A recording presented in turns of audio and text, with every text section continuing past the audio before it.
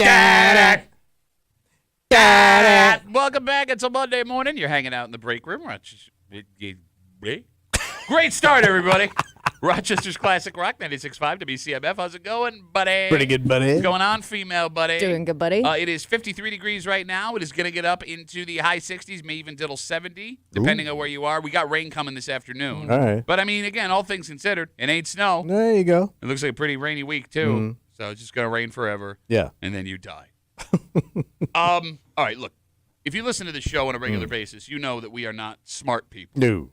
And we're aware we're not smart people. And the older I get, the more I'm figuring out the key to happiness is spending time around people who are the same level of intelligence as you are. Okay. Right now, look, that's not a great way to live. No. Right? Because you never hear anything outside of it. But it keeps you from having to ask yourself questions and being exposed in silly ways. Okay. And there are moments, Tommy, throughout your life where you will realize you might be the dumbest person on the planet.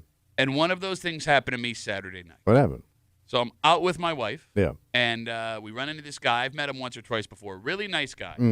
And he is big into travel. Okay. He's an older cat. He's going to spend the rest of his life spending his money traveling. Okay. All right. So my wife, I walk up upon this situation. She's having a discussion with him. And I go, hey, how's it going? And she goes, oh, my God. She tells me, he just got back from Patagonia. Patagonia? Yeah. You guys are both nodding. Yeah. Okay. It's a city in Italy, isn't it? Patagonia. I don't. I don't know where it is, but I think it's by the Vatican. Okay. Isn't it like Vatican, Patagonia, Bologna? Okay, It's in the district of Italy. Okay. So it turns out Patagonia is a place. Yeah. So here's the problem. Yeah.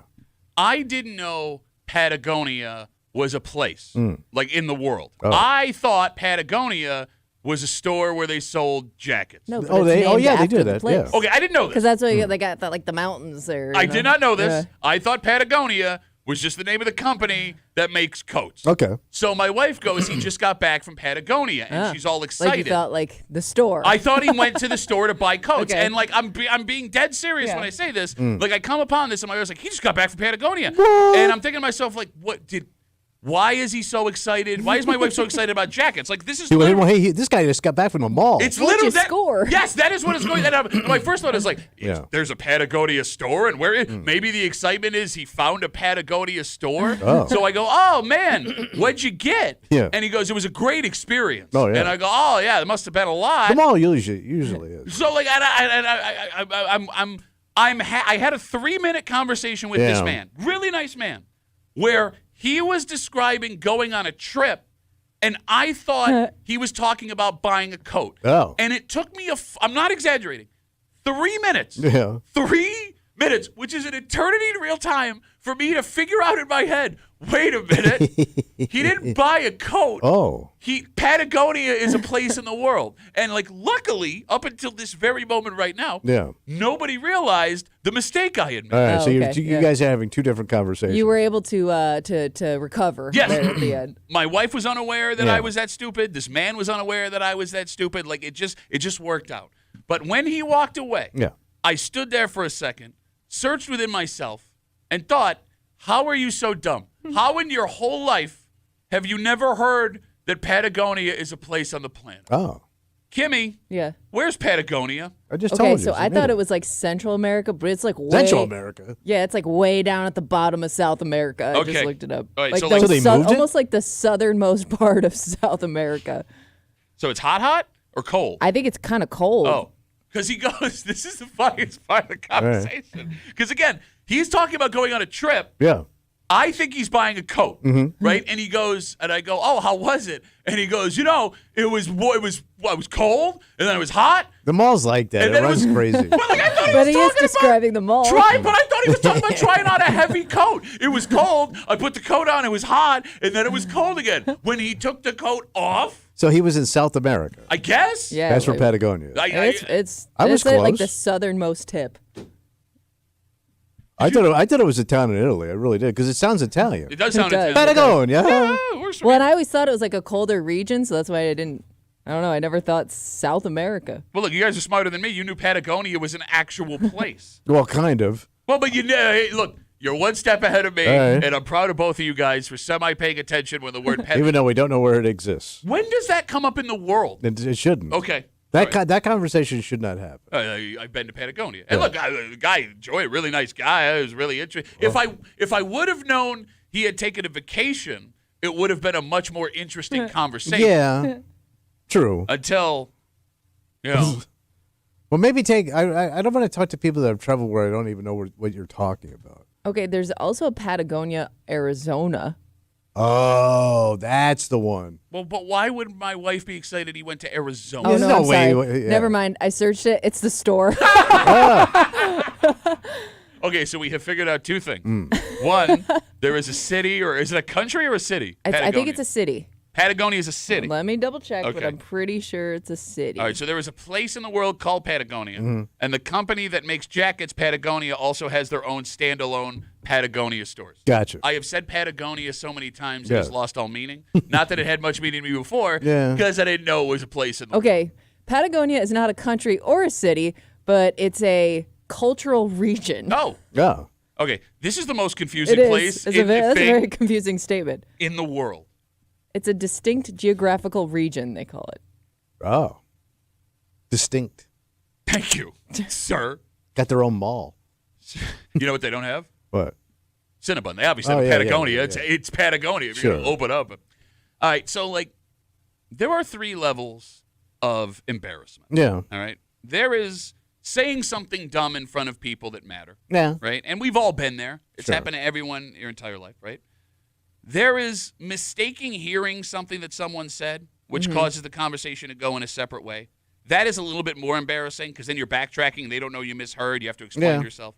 But the most embarrassing thing possible is being completely unaware. Completely unaware and completely confident in what you're saying. Thank you. Like it is a special kick in the scrot Yeah. when someone is talking to you about something they know Yeah. that is over your head. And you are like, well, let me wind up. Oh, here comes it. I'm going to hit you with something amazing right now. Oh, God, no. What have I done? And it always happens for every single guy on the planet when you are standing in front of your wife or girlfriend. Oh, sure. When you have a gallery. Yes, it is. It never happens alone, right? You will never puke all over yourself where it's just you and this other person who you will never see again. It is always someone that is important for some reason in your life with your spouse. It only happens that way. It is amazing the guy didn't catch on that you didn't know what he was talking about. I guess, like, looking back on it, the discussion about It buying made a sense. coat and going to a different place is the same discussion. Because the worst thing would be is that if he figured it out and corrected you in front of your wife. But here's the thing. This guy is so polite. Yeah. I don't think he would have, which Right. makes it worse. Because, like, he's super nice. Yeah. And he, for some reason, he likes me as a person. But, like, it also makes me feel like, it's okay, little boy. You don't know where Patagonia is. Did he also look like a guy that would wear Patagonia? Yes. Like that kind of outdoorsy? What does a Patagonia wear look like?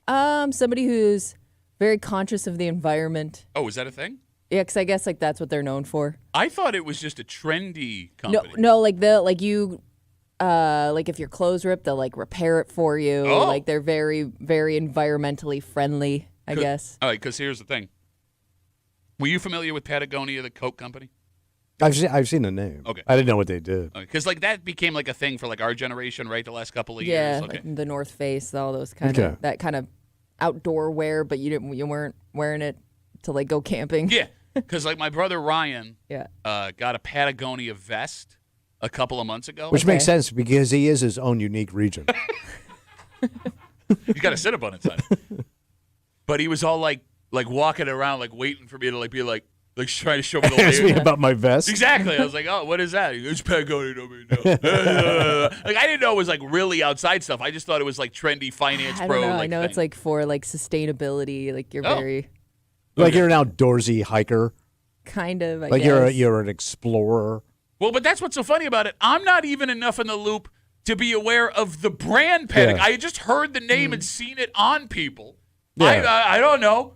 I just thought it was like Pac Sun or anything else. No, It was it's just more like maybe they make bathing suits and T-shirts. No, and more crap. cold weather stuff. Oh. Think cold. On account of the being cold. Yes, with the penguins. The unique region of Patagonia. And if that jacket gets ripped apart by a crazed penguin, They'll fix it for you. yes, they will. Or send you a new one. 252 WCMF, 252-9263.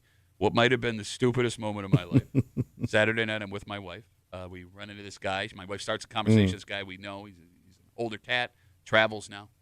And my wife, as I walk over, she goes, he just got back from Patagonia. And I didn't know Patagonia was a place in the world. I thought my wife said that he just got back from like a store to buy coats. So me and this man had a 3-minute conversation where he was describing his trip on vacation. I thought he was talking about buying a coat, and it took me 3 full minutes to realize, no, he's not talking about buying a coat. There is somewhere on the planet called Patagonia. But somehow this man and I did not cross. Yeah, it's amazing you were having 2 different conversations at the same time. Same exact time. And my wife didn't even pick up on it. Like, and it wasn't, I didn't tell her either. I did not tell my wife. That's how embarrassed I was. But maybe it's a good thing, because even if you were aware it was a place, you wouldn't even know what follow-up questions to ask, because you would have had to know something about Patagonia, right? Well, no, here's what you do. Right, just ask just general questions about it, right? Yeah. How was the food? You know. Do they have restaurants in Patagonia? Oh, yeah. Seems very... They got Outback. They got penguins, I hear. That's a pretty deep. Don't even have Applebee's. You go from Outback to Penguins. I hear the McDonald's are different down there. So, Kimmy, let me give you a tip. Because, like, you are smarter than Tommy and I. And Tommy knows this. You're educated. Oh, yeah, but West Virginia. Oh, true. They call it the Patagonia of colleges. Tommy and I know when we're in over our heads. Fair? Yeah. Right? Like, we've been in usually all the time. Yeah, okay. So, Kimmy, the best question to ask when you don't know about something is you look excited and you go, oh, my God, what was that like? Yeah. There is no way to screw that question up. That's true. And then you can start. But what if it's like some horrible place and you're acting excited about it? Like, what if it's like a known, like, terrible place? Okay, so maybe not. Wow, that sounds awesome. What was it like? No, I didn't say it sounded awesome. See, that what is it like gives you the ability to go other way. Oh, my God, what was that like? Right? That's not like I'm excited or. That could be, open for interpretation. I'm leaning into it. And wow, then, you were at the Bay of Pigs? How was the beach? See, again. Good food? What was that like? If you asked you at the Bay of Pigs, what was that like? Well, that was Anything good? No, but. Yeah, my uncle went down there years ago. Never heard back from him. But see, Kimmy, when you hit them with the what was it like, of course they're going to be excited to tell you, right? And they're going to have interesting things to say. So then from that point, you can start to pick out little things to specifically ask about. And here's what bothers me. I actually want to know what going to Patagonia was like now that I know it's a place. All right. Matt, I'm never going ask the questions. I see this guy like once every 3 years. I'm never going to have this opportunity So again. I got penguins down there? What are those like? Yeah, I would love to know about Well, penguins. they got to have penguins, right? It's cold. I didn't know Patagonia was a thing. Yeah. Can we Google if they have penguins in Patagonia? I don't think it can because it's hard to say. Patagonian penguin. You just said it. Try it again. That's probably the name of their soccer team, the Penguins. You know they got a soccer team in South America. They play on the ice? Play anywhere. Oh, yes. They have home to several penguin species. All right, and 2 soccer teams. I don't think you can have penguins and soccer at the same time. You can do it. They play soccer in the winter. Where? All over the world. In Yeah. Europe, they play in the wintertime. I don't think they. Yeah. Is it what? Yeah. You sure? Remember the Ice Bowl, the 66? Are you talking about when Lombardi was coaching Man U? Shut up. Come on, mates. Everybody out there grabbing. It's the dumbest show of all time. It's the dumbest show of all time.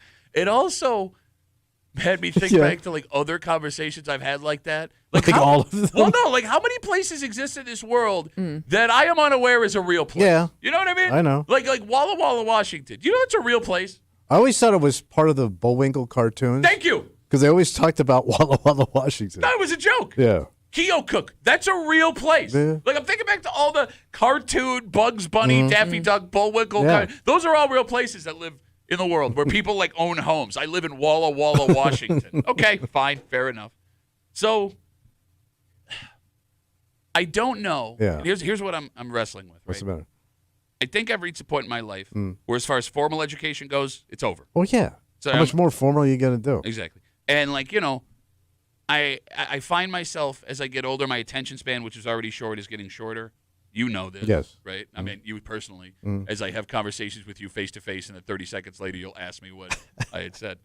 So, like, I'm only going to get dumber. Yeah.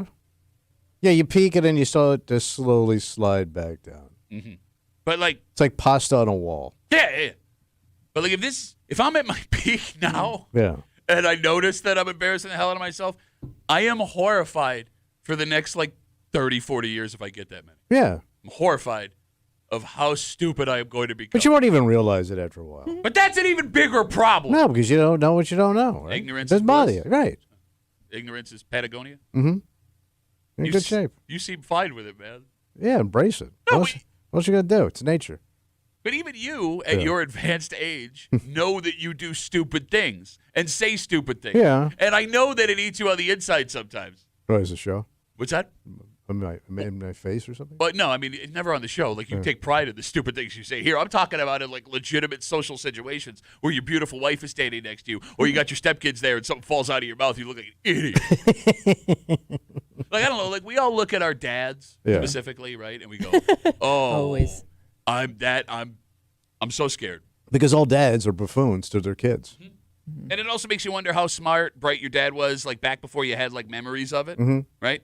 Yeah. Like, you know, we always think, like, you know, our dads are our heroes because we don't know any better, right? We're just ignorant. But maybe our dads were actually, like, smart, sharp people. So I can remember. Oh, you think that there was a decline? And maybe that's why we think they're silly. Or do you think, like, we just realized over time that they were never smart? That's the question. Well, I don't know, because, like, so my brother ran into an old college friend of his and down in Florida, and they had met in the 60s. And he was asking about my dad, you know, and the guy. He goes, I got to tell you, Jerry. He goes, your father was one of the most sophisticated men I ever met. And my brother openly started howling with me, going, you got to be mistaken with somebody else, man, because that man was never sophisticated. Whatever happened, he came across as very suave and worldly. The guy didn't say that if you read one book, you read them all. All right, so maybe there's something to that. Yeah. Our dads were actually bright, charming people. You had it for a moment. Yeah. Man. You know what I mean? And I guess it's better than never having it at all. Everybody gets a moment. Okay. We have a dynamite. Patagonia is a real place in the world. Kind of break Yeah, go check it out. Here on CMF. Just after 7:25, 7:30 this morning. You know, the key to a good life. What's that? A quality partner. Oh, yeah. Yep, someone that is willing to lay it all on the line for you. Yes. A ride or die, if you will. There is a woman who is in some serious trouble this weekend. Oh. And, Kimmy, you saw this story. Yep. What she did, kind of sneaky brilliant, even though it's super I illegal. didn't know it was a thing. Okay. Yeah. But what she is accused of doing, if this was your partner, is this something that would be, if you found out she had this in her past, is this a red flag where I want nothing to do with it? Oh. Or is this a green flag where, wow, you Just gotta are, stick by your side. you're a loyal woman. Okay. Loyal. We'll get to it just after 7:30 here in the break room on CMF, plus a whole bunch more. But first, Tommy, money. Well, who's got it? Nobody. Jinx. But when it comes to spending your money, you know, we can get carried away. Things we want, spending too much. There is a new rule to make sure you don't devastate yourself with big-time purchases. Oh. And even this rule itself, which is a good idea, Yeah. it seems like a hell of a lot of money to be allowed to spend just on a whim. Oh. We'll get into it next here in the break room on CMF.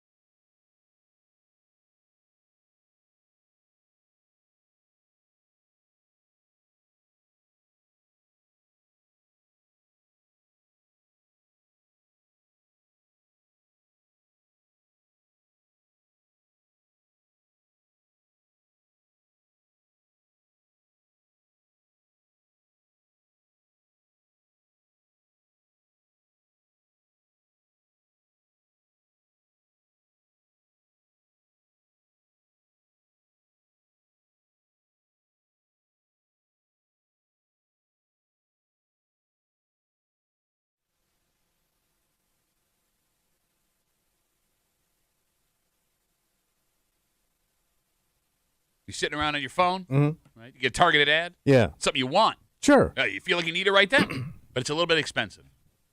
What do I do? Well, here's the thing. You could buy it and put yourself in financial distress. Yeah. Or you could follow this rule. What is it? Which is supposed to ensure that you don't overspend on things that you don't need. But here's the thing. Although the spirit of the rule makes sense, even allowing yourself to spend up to this point all willy-nilly seems like a terrible idea. Oh. You're hanging out in the break room, Rochester's Classic Rock 96.5, WCMF. Just after 6:45, we are going to tell you the best crime story of the week. Can't wait to hear. And it's Monday at 6:30. It involves unusual suspects. It involves a weird situation. Okay. But what authorities say they found in this home, we'll get to it just after 6:45 here in the break room on CMF. So we've all been there. Yeah. You're on your phone, and there's something you really, really want. Sure. A tracksuit, a pair of Japanese socks, standard things that people are into. Yeah. But, Tommy, this thing is hundreds of dollars. What do I do? Well, you could buy it right then, which you have a problem doing, right? We all do. Or you could follow this new keeping your budget in check rule. Ooh. Makes you second guess it. Well, Kimmy, it's called the 1% rule. If you have to spend more than 1% of your annual income on this item, you should wait 2 weeks to see if you actually want it, if you actually need it, or if it's an impulse buy. But I can go up to 1% of my annual income before I even have to do that. That covers a lot of things.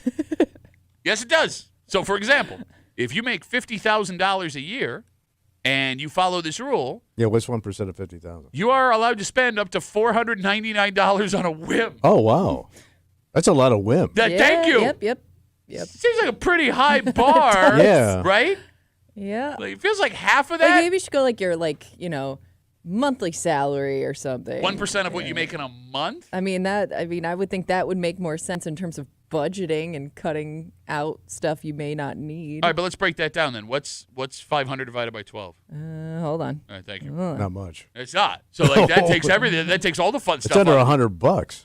Yeah, it's probably Way under $100. It's under right? About 50. $41. Okay, so if you went And change. if you Kimmy went 1% of that, you would be allowed to spend $40 and change on a whim. Does that feel more appropriate? I to you? feel like 40 and under would be like an impulse buy for me. Like if it's something like I just saw and I was like, oh, that's not bad. I'll get that. If it's under $50, I'm probably not thinking about it as much as if it's over $50. So $50 is your impulse buy I think so. line. I think I'm gonna definitely second guess it if it's over 50. All right, the phone number is 252-WCMF, 252-9263. Tommy, a nation turns its lonely eyes to you. What's that? As we're having this conversation, Yeah. what is your impulse buy financial line? Okay, so those tracksuits I bought were like around $40 Yeah. on Amazon. Okay. So I was buying them like without even thinking about it. Yeah. Because I kept saying $40. It's $40. But I bought 7 of them. Adds up. And I did it within weeks. Okay. I had ordered 7 tracksuits. So that's what, $280 in tracksuits. So I'm guessing that's my number. So $280. $280, I Is your- guess.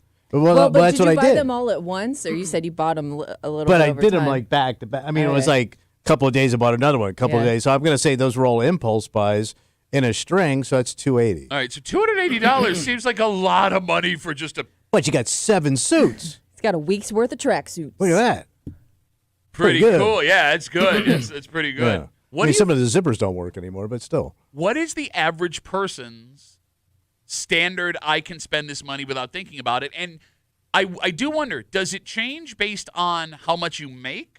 Or does it change based on what everyone else sees as their line? Because if it's going on what you make, 280 is far too much. I'm a little underwater. Okay, yeah.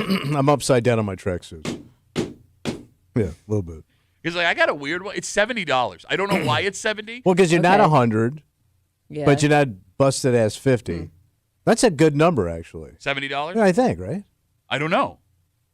I mean, I find myself. I mean, that's the exact speed you always think you're not going to get a ticket. Is that what it is? Like 70 might be the magical 70 number meter. Is for that the- everything. I think it's like that's what I think a pair of sneakers should cost because that's like what a. Yeah, but and they don't. I know they don't, but like when I see 70, I'm like, Yeah, oh, I was gonna say that's what I'm because going 70 is for. a weird number because like, what are you impulse buying that's $70? Well, I like sports stuff. So like if I see, it goes for, I would think that's more expensive than $70. well, no, but if I see a jersey on sale for under $70, Okay. bang, I'm doing All it. right. If I see a pair of sneakers I like for under $70, bang, I'm doing it, All right? right. And I mean, it changes, right? Like I'm not gonna spend $70 on like a stuffed animal, Right. but like 70 seems to be where my line All right. is. Not bad. Do you find yourself as you get older doing more or less impulse buying? Oh, more. More? Yeah. Yeah. I'm not gonna be around much like Can't take it with you, Pat. Well, That's no, it. But you've also collected all of the things. Yeah, but I threw all those things out, or I don't use them anymore, or I'm bored with them, so it's time to move on. Okay. And your tastes change when you get older too. Like the things you like, would you like at your age, you're not going to like when you're my age. Speak for yourself. I'm not a guy who's into growth. All right. Kimmy, do you find yourself more or less of an impulse buyer than you were 5-10 years ago? So I think less only because we moved. And when you move, you realize all the stuff you bought that you never used that still has tags, it's still in the package. So like I think as of recently I'm less likely to buy something that I don't know if I'll need because we had to get rid of so much stuff. Okay. All the stuff she doesn't wear and use. Nice clothes, makeup. Out you go.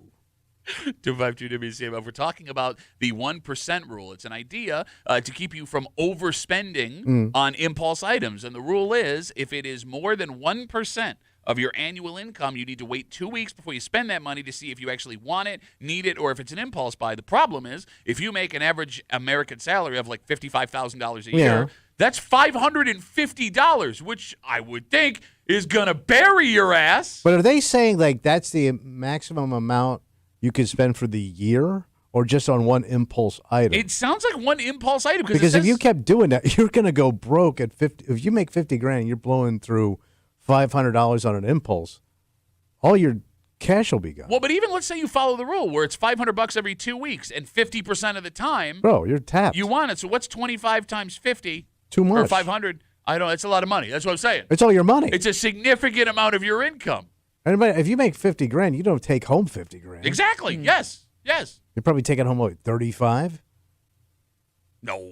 I never got that high. I don't know.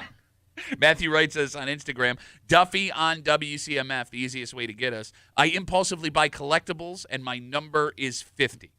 All right, that's a dangerous one, too. And Matthew, you're a man after my own heart. Yeah. I love the collectibles thing. But, like, when you start going, like, above $30 for collectibles and you're, like, compulsive like I am, that $30 becomes, like, $500 really. I would think. And you're probably doing it all the time, right? Yeah.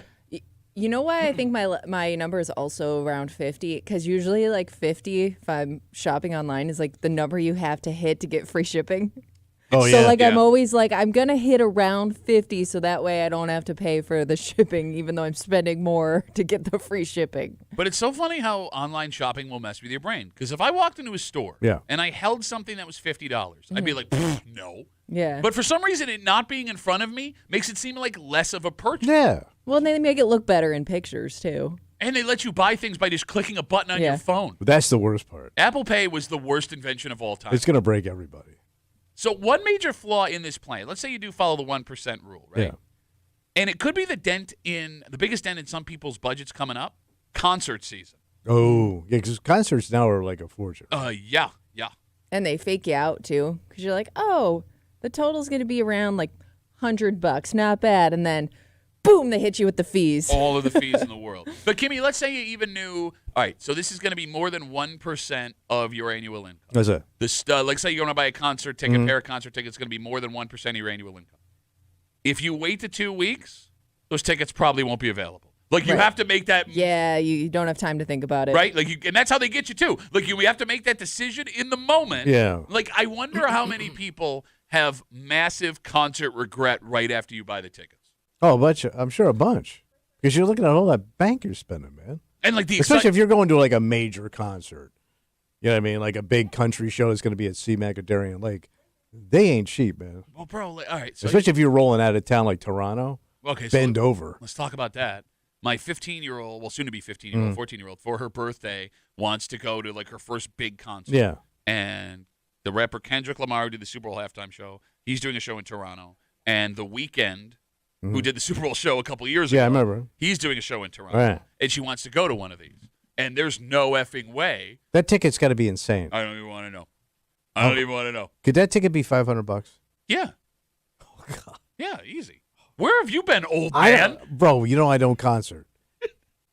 I mean, like she's looking at me like, what do you mean? And I'm like, well, if you want to buy it yourself, she's like, I can't afford it. And I'm like, yeah, that's the point.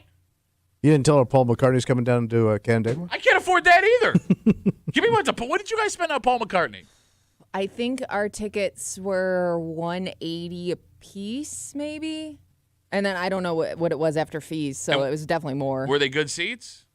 We were kind of like up on the side. Oh, yeah. So they say when you hear Sir Paul, you want to be up on the side. So not the best, not the worst. All right. It was. They were okay. Okay. Yeah. 252 WCMF. Folks are waiting patiently. The 1% rule.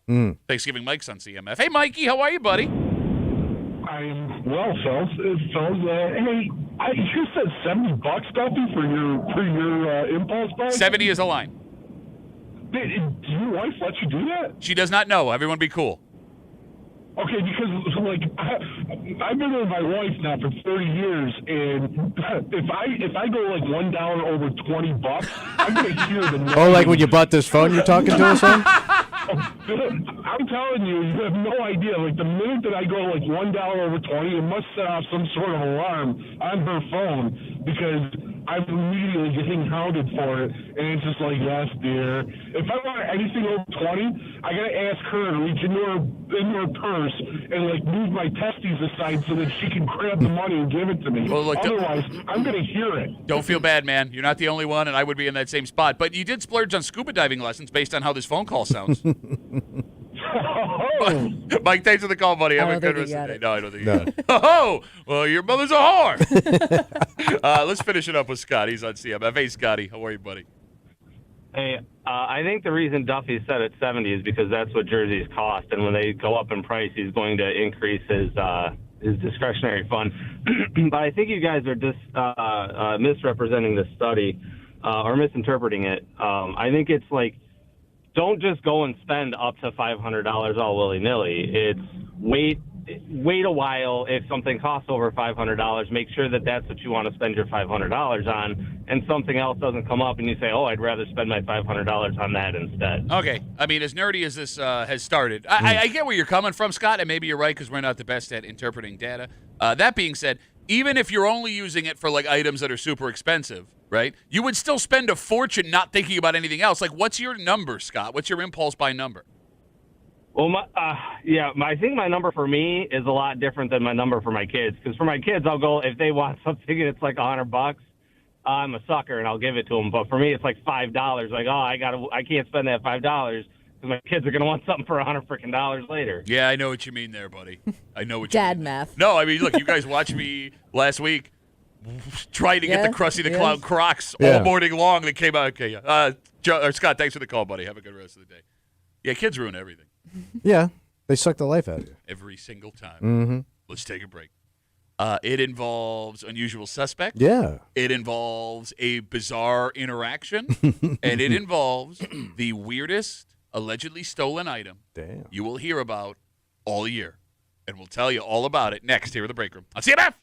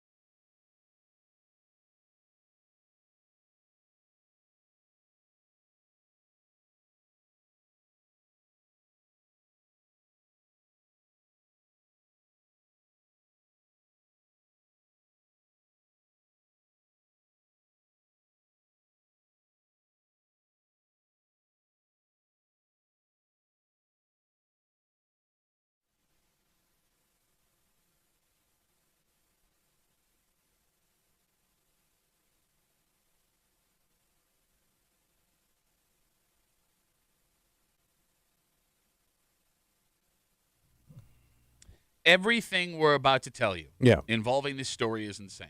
You've got alleged crime. You've got unusual suspects. But I promise you, you will never see the end of this story coming. Okay.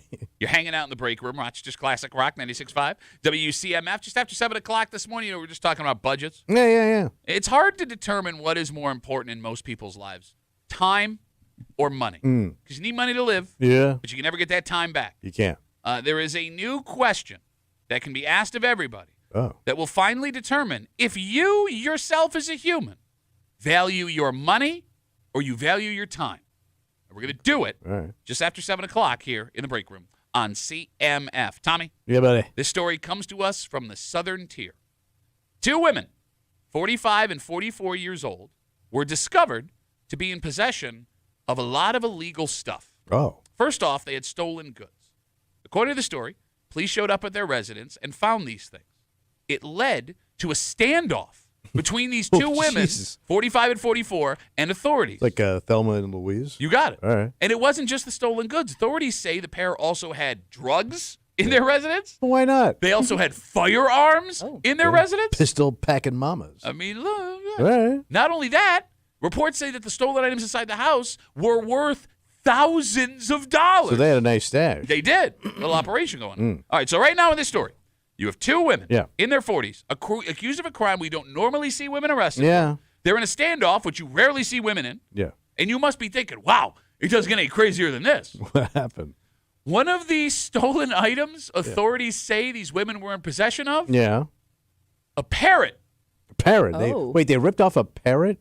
A stolen parrot. Yeah. Okay. Like, please say they stole a parrot and had it in their home.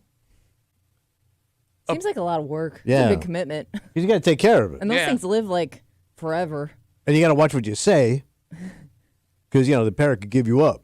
Right? How about they put the parrot in the interrogation room, they pull out the phone book? No, like, okay, let's start with what Kimmy brought up here. And the phone number is 252-WCMF, 252-9263. If you steal a dog, which we've seen in our area, it's pretty easy to handle. Yeah. You feed a dog food, you walk it around, it's all good till you flip it's a companion. You need like a setup to steal a parrot. Oh, right? yeah.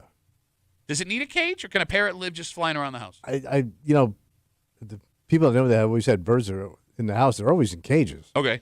So you would need a parrot cage. Yeah. What does a parrot eat? Well, that's seeds. Bird seeds. Oh, you Bird sure? seed, I guess. That's What else? 252-WCMF? Some sort of But all birds exotic eat bird seeds. feed. No, not all birds eat seeds. Like eagles eat like human or animals. And humans, I guess, if they're just lying there. Well, I think that's some. Yeah. Yeah, you're right. Some birds do eat on roadkill. And A lot of veggies, carrots, broccoli, apples, nuts, fruits. okay, so now I got to go to like a. Yeah, seeds. All right. You got to go to Trader Joe's. Yeah. Get you some good bird salad. For this stolen thing. Yes. And here's the other thing. Parrots are smart, right? Well, they Thought talk, so. right? Yeah, I mean, they make noise. Yeah. Is the parrot going to understand it's been stolen? No, they don't know. There are some dogs Might that. be looking around like, hey, these people are new. Yeah. Right? Like, there are dogs that if they get taken or even, like, adopted into new places, right? They're in their old routine still. I don't know how smart a parrot is, though. I mean, it's got to have like a little pea of a brain. But it talks. It Yeah, does it tricks, does talk. right? It repeats whatever you say. Yeah, I mean, I've seen, like, parrots solve, like, puzzles before. They seem pretty smart. But that's assuming you stole this thing to keep it. Well, no, I mean, if they were going to flip it, you still have to keep it alive. You got to maintain it. Right? You got to keep it from, like, leaving. I also don't think there's a big like market for parrots. Well, I don't even know what a parrot goes for. I know like those big macaws used to be really expensive Okay. because I knew people that had them, and back then they were like $600-700. And that was in, like, 1945. Yes, it was. Like I know that people Right after the war. You when- brought me a parrot back from Africa. like people will pass away before the parrot dies because they live so Parrots long, and can they go have a long. really hard time finding somebody else to take that parrot. They also go bald. Wait, parrots go bald? So I knew Shut people that had. No, up. I'm telling you, like they're just like people. Like they start losing their feathers and they go bald. Oh, right. That's why they got Feather Club for parrots. Shut up. They don't go bald. If they go long, they go bald. Especially the males. Just like us. You don't believe me? No, I don't believe you because you say stupid stuff all the time. Oh, yeah, I'm going to go up to my buddy. Bald parrots go bald. You see a bald parrot? But let's say that parrot lives to be 80. They It's going to look like an can. 80-year-old parrot. It's so not- they can, but it's. Ah. But I don't think it's like Age related? no. It's like due to other factors. Like, you Stress. pull the feathers out of their head, baby.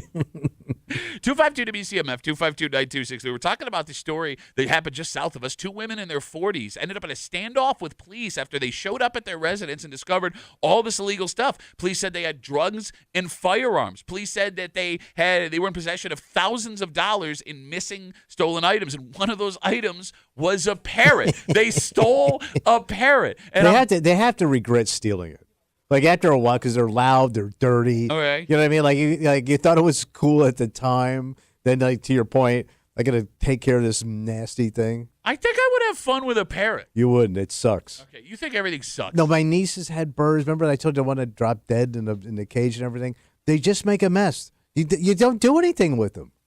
They talk. They do things. They Bro, bounce they around. repeat like 4 things you said. So I don't know why, I've been getting fed a lot of bird-related Instagram. Oh. Really? Yes. Did you click on? Stories. I have no idea. But like I've been sending my wife like pictures of like birds doing things and saying things. You don't want one. I'm not gonna get one, but I think I can handle it. It would suck if they latched on to like a really annoying noise. They do. You know, like It's called beat a fart bird. or something.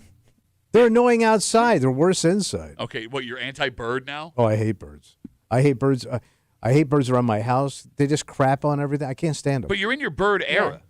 What do you mean? I mean, your age, you should be like looking at, I know. talking about, getting excited for My birds. brothers both are big bird people. Okay.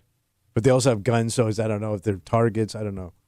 252 WCMF. Let's talk to Mary. Hey, Mary, how are you? Hey there. Good morning. There's a documentary that Tommy may have seen because he watches those things. It's called the Parrots of Telegraph Hill, and it's in San Francisco. There is a flock of parrots that people just let out because they don't want them. So there's like massive flocks in different cities all over the country. Wait, and they can survive on their own? You inherit them, and it's like, what am I going to do with this parrot? I don't want this thing, and they just let it out, and then they make a flock. Okay, so if I let my parrot out in Rochester, are they going to die in the winter? Oh yeah, Probably. They probably The have to be in a tropical certain bird. type of climate. They find. Well, I don't even. Probably. They probably would die. Yeah. Okay. In Rochester in these cold winters, sure. Gotcha. I don't know. Maybe they can go find a warm spot and like hide up. That's why I was asking Tommy. She saw the documentary. She knows things. Hey, you got to move out to San Francisco. No, it's a really good documentary if you happen to see it on Netflix. Yeah, I'm not going to watch that. Oh, shut up. This is right up your That seems alley. like something you would I'm absolutely not going to watch watch. some leftist birds You in told San us Francisco that didn't even support the Vietnam War. you were the one that watched the octopus documentary. That and was told a us good all one. about Oh, my it. God. You wouldn't shut up I about the know. stupid octopus Poor documentary. thing. Mary, thank you for the call. I really appreciate You're welcome, sweetheart. Bye-bye. it. There goes Mary. All right, Kimmy, can we see if we can? I mean, I do wonder what the black market is for a parrot. I don't think you'd have to go on them. You know what I mean? Like, I don't think they're that expensive just regularly. I bet you those parrots are 2G. You think so? Well, dogs are expensive, and I told you that the birds back in the day were 600. Yeah. They got to be 2G. Okay, it depends on like the. If I'm gonna it's like top a of the really line. rare breed of parrot. I'm going to top of the line 2025 parrot. Okay. This is a used parrot, though. Yeah. It's a certified pre-owned Yeah. parrot. Look it up on It's- BirdFacts. There's a huge range here. Really? Yeah, because it can say like between like 100 to a couple 100? thousand. I mean, it's like I said, it depends on like the Some busted the ass species. trash bird for $100 got duct tape all over it. Why would you duct tape the bird? Under house arrest. All right, Callie writes us, bro, parrots are expensive. I own 3 of them. Okay. So yeah, That's maybe a she has sad like woman. an expensive type of parrot. Thousands. If you own 3 birds, you need help. Okay, so if it's a macaw, Yeah, well, have a kid. it's like 1,500 to 3,000. Okay, wow. All right, hold on. Let's not encourage people to go have kids that don't want kids. The bird is a better situation. You let a bird go, maybe it ends up in San Francisco. You let a kid go, maybe it ends up in San Francisco. They do. Not great either way. No, but like, here, what's even more bizarre about this story is it happened in the Southern Tier. It's a small town, Yeah. right? Like, parrots in Rochester are unique. Yes. So, like, if you walked into somebody's house and they had a big-ass expensive parrot, you would remember that. Yeah. Mm-hmm. How are you not going to get caught flipping a Southern Yeah. Tier parrot, Yeah, true. right? Because, like, I'm going to guess the bird community in the Southern Tier, tight. Yeah, especially for like tropical bird. Yeah, like you know each other. You're probably familiar with the guy who sells you whatever you need at the pet store. So, Probably. like, there's no way you'd be able to flip this parrot without someone being like, hey, I've seen that parrot before. That ain't your parrot, bro. Unless we got it all wrong, Yeah. that these two women in their 40s who were arrested after a standoff with police, according to authorities, they said they had a lot of illegal stuff, drugs, firearms, and stolen goods, including a stolen parrot. Maybe they did steal it to keep the parrot. Oh. Could be. I just thought it was cool. But then again, like even going down that road, it's not like you could show the parrot to a lot of people. No. Because But you probably don't have a lot of people over, considering you have like a criminal compound. Okay, yeah. You probably don't have a lot Fair. of, in and out neighbors. I don't know. You said that you wouldn't roll over on people who had stuff like that if they were your friends. Right? Say what? You said that if you had friends that were like drug dealers Yeah, or arms yeah. dealers, you could go hang out at their house and not. Oh yeah, yeah, Tournament. yeah. I wouldn't say anything. Okay. Yeah, but I'm pretty rare at you say I don't have a soul. Well, no, you don't. But who knows? I mean, it's easy for some Soulless Southern tier villains. people. I think it's easy for some people to justify why things for friends are okay. And I also wouldn't think that bird even if you had stolen stuff in your house, I wouldn't think your pets are stolen.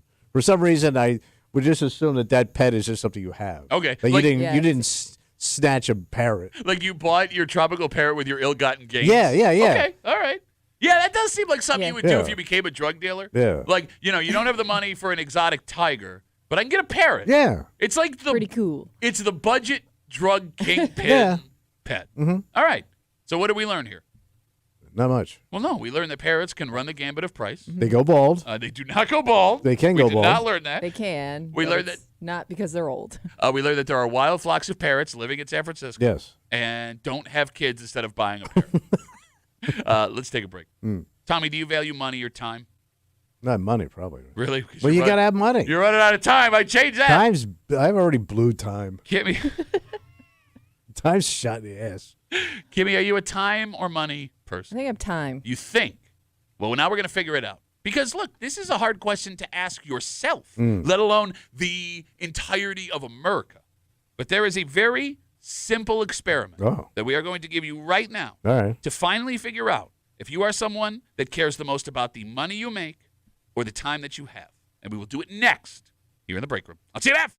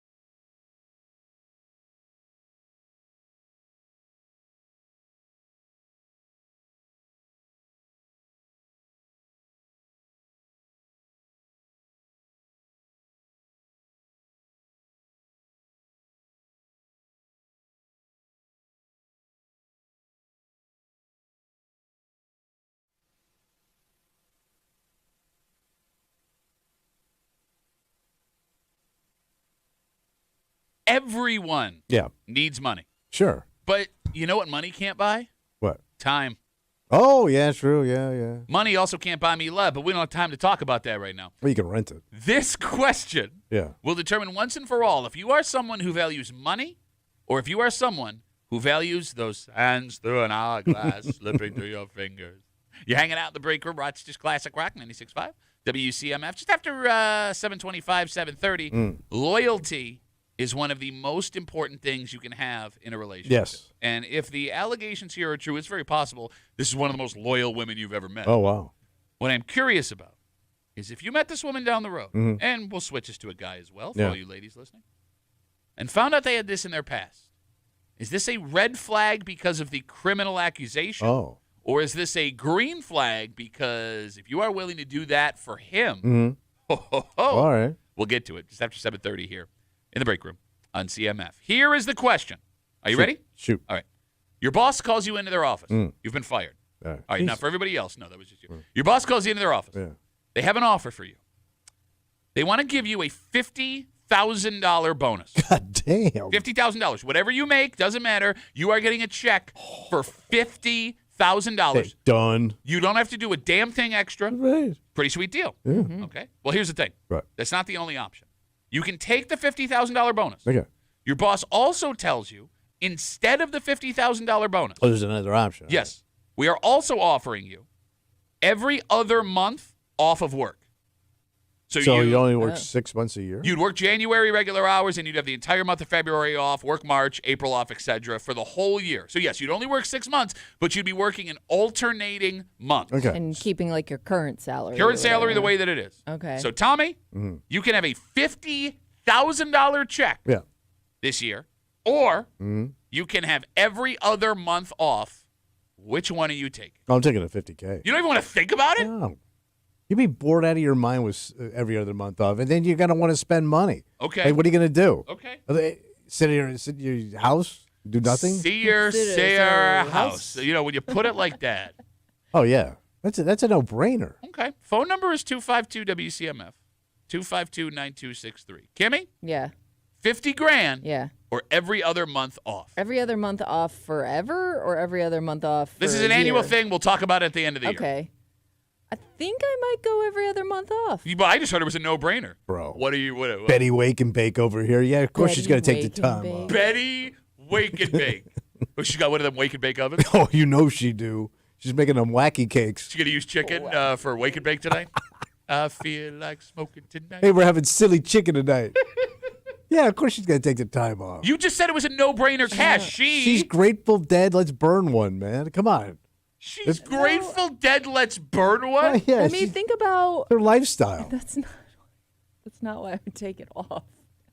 I think having that extra time off could lead you to pursue something else. Like maybe you find something you're passionate about, a Weight hobby, gain. maybe like a side hustle that you wouldn't have had time to do otherwise. Okay. Like you may find other things you enjoy in that time off. But that's just to make money, which they're already offering you money. Like, you don't have to side yeah, hustle. But they're you're going to park making money 50G in doing your something, I guess, that you enjoy. Oh, or, your passion. Yeah. passion. Yeah. You know what I'm passionate about? And then you $50,000. Then you could use that money for fun. All right, so All right. the phone number is 252-WCMF, 252-9263. A $50,000 bonus or every other month off the entire year. The reason this is the perfect experiment Why is that? to figure out if you value money or time, $50,000 is around the average American salary. Yeah. So the average American would get double what they make. Yeah. But in working half the year, you'd get your salary you make now working half the time. Do you get what I'm saying? Yes. So it's either double your money or half of your work. And the idea behind it was to once and for all determine if the money you make or the time you have is what's more important. And when you start to break this down, right now to you, Tommy, $50,000 sounds too good to pass up. Yeah. But with that $50,000 can come a little cruelty. What's that? Well, we know that based on studies we've seen recently, we've talked about, worker burnout in America is at an all-time high. Yeah. People feel overworked. They feel underappreciated. And yes, you would have this nice chunk of money to do what you want A with. little cushion. But would you have the time to enjoy it? Yeah, you make time. No, how? You're working. But you have your weekends, you have your holidays, stuff like that. I mean, $50,000, you could take 2 amazing vacations and then have money left over. But think about this. You'd also have money in the bank as an insurance policy, right? Against anything that goes wrong. Okay, sure, fine. But think how hard it is to save $50,000 to have set aside for yourself. No, I hear you. No one gets more excited than people. I got money for a insurance policy. Hey, money in the bank is money in the bank, baby. I'm surprised you wouldn't take time. I would think like the older you get, the more you value that time more than that paycheck. Time's so over. We even said earlier, you can't take it with you. You can't. There's no. I mean, when you run out of time, you're out of time. You can't lay down $100,000 and be like, give me more time. And like you could put a pool in with that money, right? You may not have the time to enjoy the pool because you're going to work all the time. You would get the stuff you wanted, and I get that you're weird because you don't actually work. But for everyone else, think about your health benefits of having that much time off. I mean, the sleep you would get. Yeah, but you would probably like develop. If I have time off, I'm not going to be healthy about it. Oh, that's a good point. Right? Okay. 5 o'clock turns into 12 o'clock tales. And then I might start picking up other bad habits that I see on television. Okay, but here's the thing. Might give methamphetamine a spin. See what that's all about. Give it a spin. Well, I'm going to have a lot more energy to do that side hustle that we was talking about. 252-WCMF, 252-9263. The ultimate question to determine whether you value your money or your time. Your boss sits you down, says, we have a $50,000 bonus we'd like to give you. We will slide that check right across the table right now. You can take that, or you can have no $50,000 bonus, but you will make what you normally make, and we will give you every other month off this year. So you work January, you're off February, work March, you're off April. Do you take the $50,000, or do you take every other month off? Tommy's all about the money because he's upside down on Trexas. Mm-hmm. Kimmy's all about the time. Yeah. 252-WCMF. Let's talk to Rammer. Hey, Rammer, how are you, buddy? Good morning. Happy Monday. I'm going to negotiate. I want 50-50. It's not an option. It's the thought exercise, Rammer. There's no such thing as not an option. There's always an option. You get the 3 months off during the summer. I'll take May, July, September, and then you give me the $25K and everybody's happy. You've been fired. Your boss is so annoyed with you. You've been fired. You get nothing. Nothing. Good day. Then I just got to make money on my, TikTok, I guess. Okay. All right, great call, Rammer. I hate everyone. There's always a loophole, pal. No, but like every time we do one of these, every time this fake somebody was, well, what if you? No, it is to determine. I'm gonna take July through September off, and then I'll work the rest of the year. Look, I'm with Kimmy. Like when it comes to the time off here, it's definitely going to help you with the burnout, which a lot of people are going through. You're going to have way more time to spend with the people you love.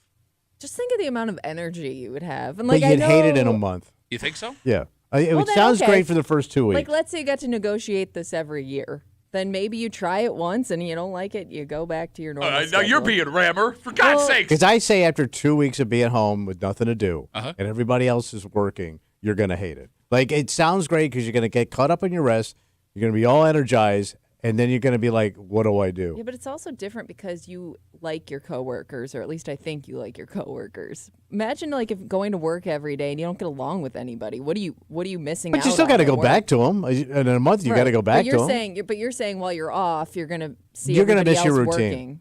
Like your routine's going to get broken. You're not going to like it after a while. All right. And these side hustles you think you're going to make money on are going to tank Ola. Again. Side hustles never work out. Again, you are so focused on money. I think what Kimmy was trying to say, and I'll speak for her as she's on the phone. Yeah. It's not about making money. It's about finding something you're passionate about. Okay, right? I understand that, but like once you get into that passion, it also turns into a task. Okay, but I don't have to do it anymore because it's not my job. That's and true. Sometimes side hustles fail because you don't have the time and energy to really pursue them. Oh, and here's another thing. Your ideas suck. Your little adventure sucks. Nobody wants your crappy jewelry. Your little adventure sucks? Your little bead bracelet crap you think you're going to go sell at the corner of, during a Park Ave Fest. Got that? You got that? But they canceled Park Ave for a reason. Nobody wanted that crap. 252-WCMF. $50,000 or every other month off. Let's talk to Peyton. Hey, Peyton, how are you, buddy? Peyton, turn down the radio for me, bud. Turn down the radio. Thank you. Okay, go ahead. You got to take the time. I'm telling you, take the time. Why? That's a good question. So here's the thing. That's what I do. I work half the year. I get paid the entire year. I would say So we work fall and winter. We're off. No, what are we? We're in the work van right now. We work spring and fall. Okay. We work spring and fall. We're off summer and winter. The entire time you're being paid, though, you get cash in your pocket. I will say that with your time off, being able to do whatever you want, whether it's, like she was saying, a passion or, I don't know, maybe you just go, this guy wants to go kayaking every 10 minutes. You take a whole summer of kayaking. The money would be nice, yeah, $50,000. But you take the time. All right, what I find interesting What was that? is like Peyton here is making the argument for every other month because if I had to work with a guy in a van Yes. that was kayaking all the time, He isn't talking about it. I need 6 months off. Yeah, you may I want need to. 6 months away from kayak guy. Fair? That is true. All right, Peyton's taking the time. Thanks, buddy. Have a good rest of the day. Thoughts? Oh, yeah, I don't want to be near Peyton. So there you go. 6 months. 6 months. Like if Peyton goes kayaking, I hope he never comes back. Peyton was the kayaker. He was with kayaking Yeah, guy. but I want him to go. I wish he took up kayaking. Go to BJ's, get a kayak. 252 WCMF 252-9260. All right, we got one vote for negotiation. Yes. We got one vote for time off. Let's see what Chris has got. Hey, Chris, you're on CMF. What's up, buddy? Yeah, good morning, guys. Hey. Yeah, New York State, they take half of your bonus. You're done, buddy. Are you doing a joke or are you serious? No, it's totally true. It's a fake scenario, Chris. It's It's not- not a real thing. It's not real. Chris, it's a thought exercise, Chris. You're New York State. You're done. No, I don't think you're fantasize okay. about it. All right, let's back up. In this fantasy that is not real, Chris. I got bad news. Your boss is not calling you in to offer you $50,000 or every 6 months off. So let's say there are no taxes in this fantasy scenario that we painted. Are you taking the time or the money? Tommy's a dumbass. I would definitely take the time. Why is that? Because you can go work a side job, make just as much as you were making. Then you're not really getting anything. Yeah, because you're still working. You're still busting your ass. No, your side hustle will make more than your base job will. What would be your side hustle? It could be anything you want. What do you like Astronaut. doing? Well, Tommy? was that? I know you Yeah, don't you can be an being on astronaut. the radio. Yeah. What's that? So I know Tommy doesn't like being on the radio. No, Tommy loves being on the radio. People don't like listening to Tommy on the radio. Chris, great call, buddy. Have a good rest of the day. You know what the problem with the other side hustle is? What, the taxes. The taxes every time. How does this happen every It never time? fails. All but he takes half of it. But it's never a joke. It's never someone being like, hey, I'm in on the joke guy. It's always a serious tax Yes. guy. What about the taxes in this fake $50,000 scene? You know what's interesting about this to me? What's that? Again, the scenario to figure out if you are someone that values your money more or your time more. Your boss calls you into their office, $50,000. We're going to give you a check for a bonus. You can take that, or every other month off all year long. I would have thought Yeah. with you would have taken the time because, again, we talked about where you are in life. Yeah. I do think where you are in life affects what decision you make. Because what's weird about you taking the time, Kimmy, Yeah. you don't have kids. No. Your husband works a weird-ass schedule. Yeah. But I think if I had kids, I'd take the money. Really? Yeah. Absolutely. Because I'm at the point, because of my kids, I think Yeah. I would take the time. I don't know though, but that extra 50 grand takes a lot of pressure off of you providing for your family. You're not wrong. You know, you're definitely right about that. And I guess that's an Yeah. even hotter debate to be had. But, like, I'm starting to come to the realization, my kids are out of high school soon. Yeah. Yeah. Right? And I'm starting to feel that dad sadness, the dadness, if you will. Yeah.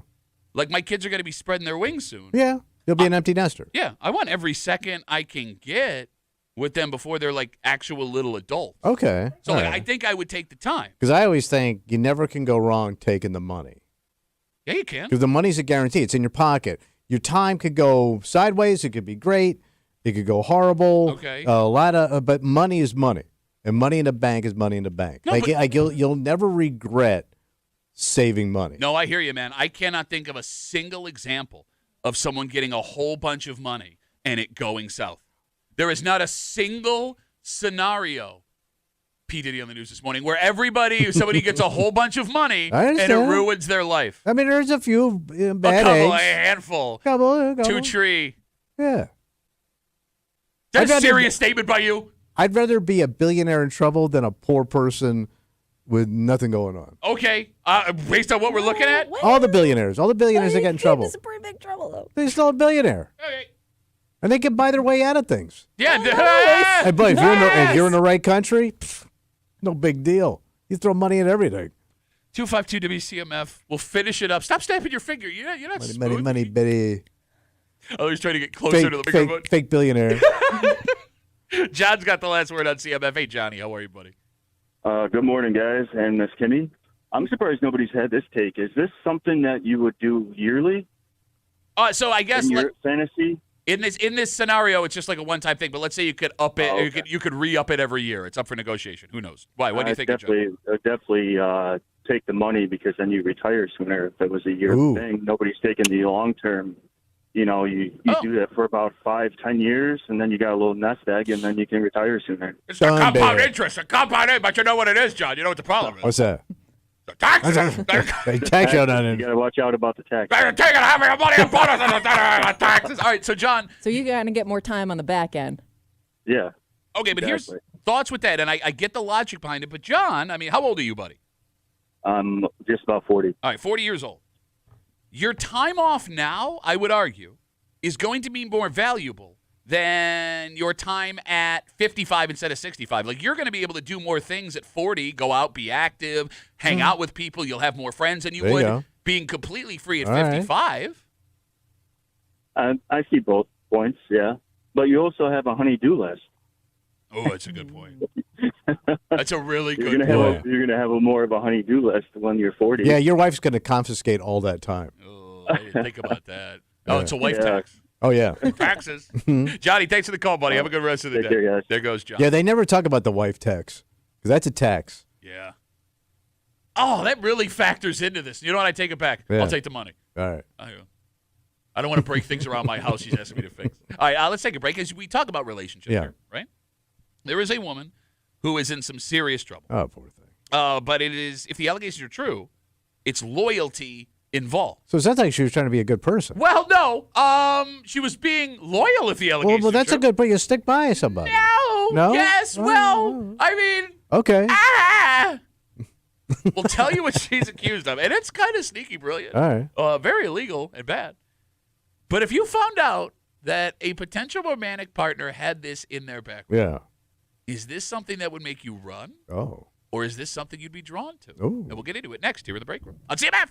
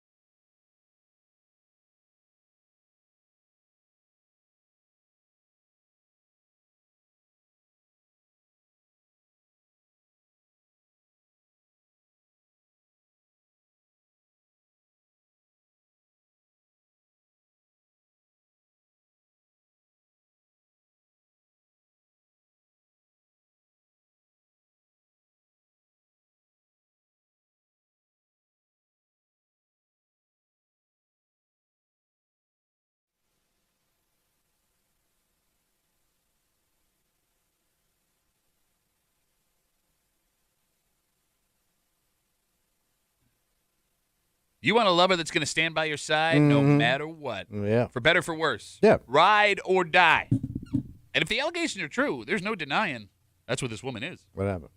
So once you find out, Tommy, what she's accused of doing, would this be something that makes her more desirable? Oh. You're hanging out in the break room. Rochester's Classic Rock 96.5. WCMF, we will jump right into it. A 30-year-old woman has been arrested after police say she promoted contraband in the New York State prison system. So she was bringing it in? Sending it in. Oh, okay. According to a story on 13 Wham, the woman sent narcotics-soaked envelopes to inmates at an upstate facility. Okay. They don't say how they discovered it, but they said she sent it to several different inmates. She is facing serious charges. She's got a court date coming up. Kimmy, did I see that it was K2, the synthetic marijuana? I saw. I don't know. Maybe you saw something different. I assumed it was just some sort of like cannabis thing, but you may know more than I do. So it's disguised, though, kind of. Well, no, she took whatever the drug was, according to police, soaked the envelope in it so you could, use the envelope to get high. Okay. All right. Kind of brilliant. Yeah. I mean, if it wasn't you would think it would smell. Unless you use something that didn't have a scent to it. I guess. I don't know. If it is K2, I haven't heard that in 15 years, right? Remember whenever it was going insane? Okay, so in this story, we do not know if she has a romantic relationship with any of the people she allegedly sent the drugs to. But let's roll out a hypothetical here, Tommy. Tommy, you're dating a woman. Single Tommy back in the day. World is his oyster, just getting action all over the place, like we remember correctly.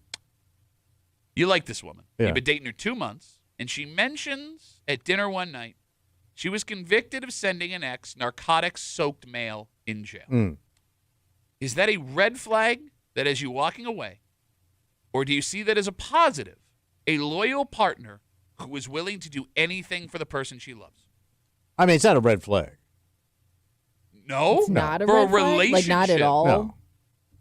I mean, I don't know. I don't know if my mind would immediately go to, loyalty. Okay.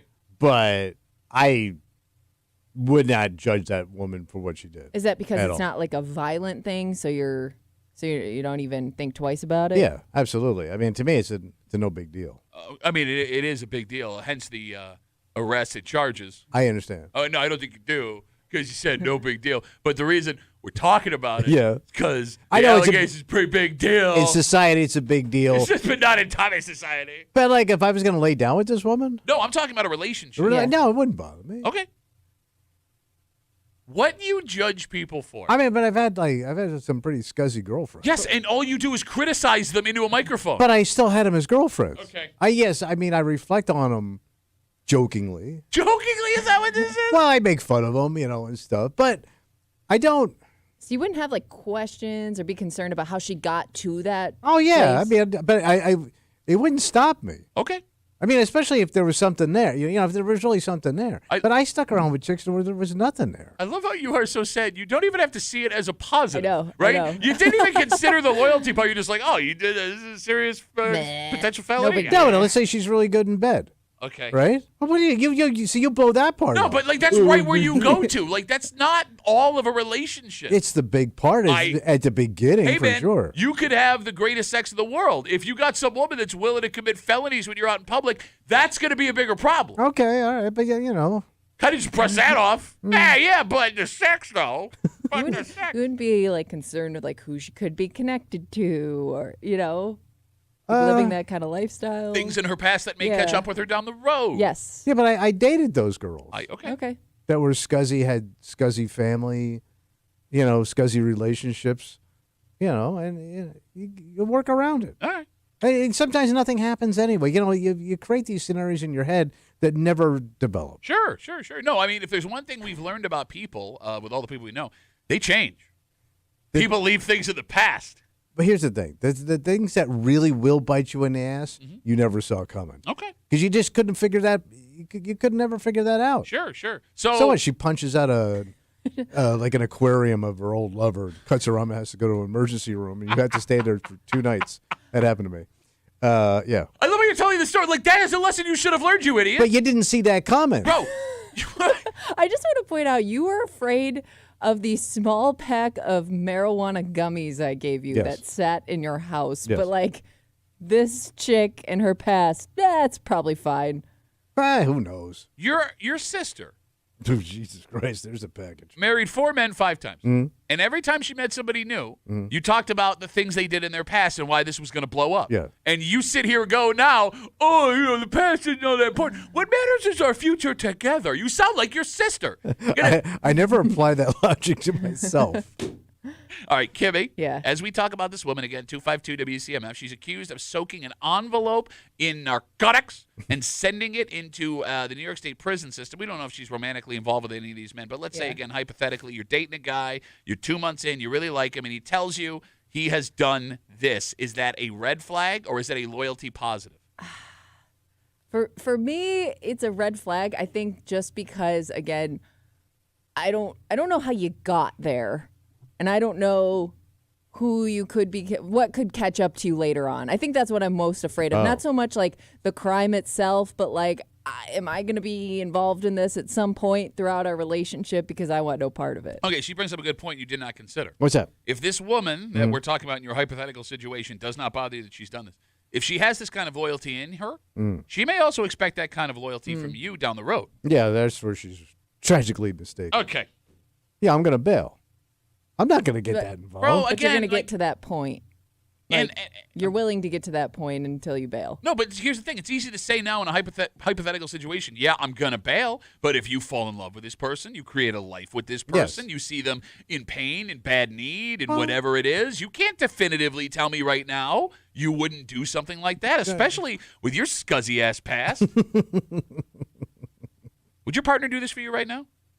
252 WCMF? Would she send me drugs? Yeah, you get locked up. No, my wife. You're sure? She's anti-drug. I understand she's anti-drug, but she's pro-Tommy for some reason. Pro-Tommy, not Tommy on drugs. Pro-Tommy? Did we use those? Pro-Tommy? Did we use those at school, Kimmy, to try and figure out the X and Y axis?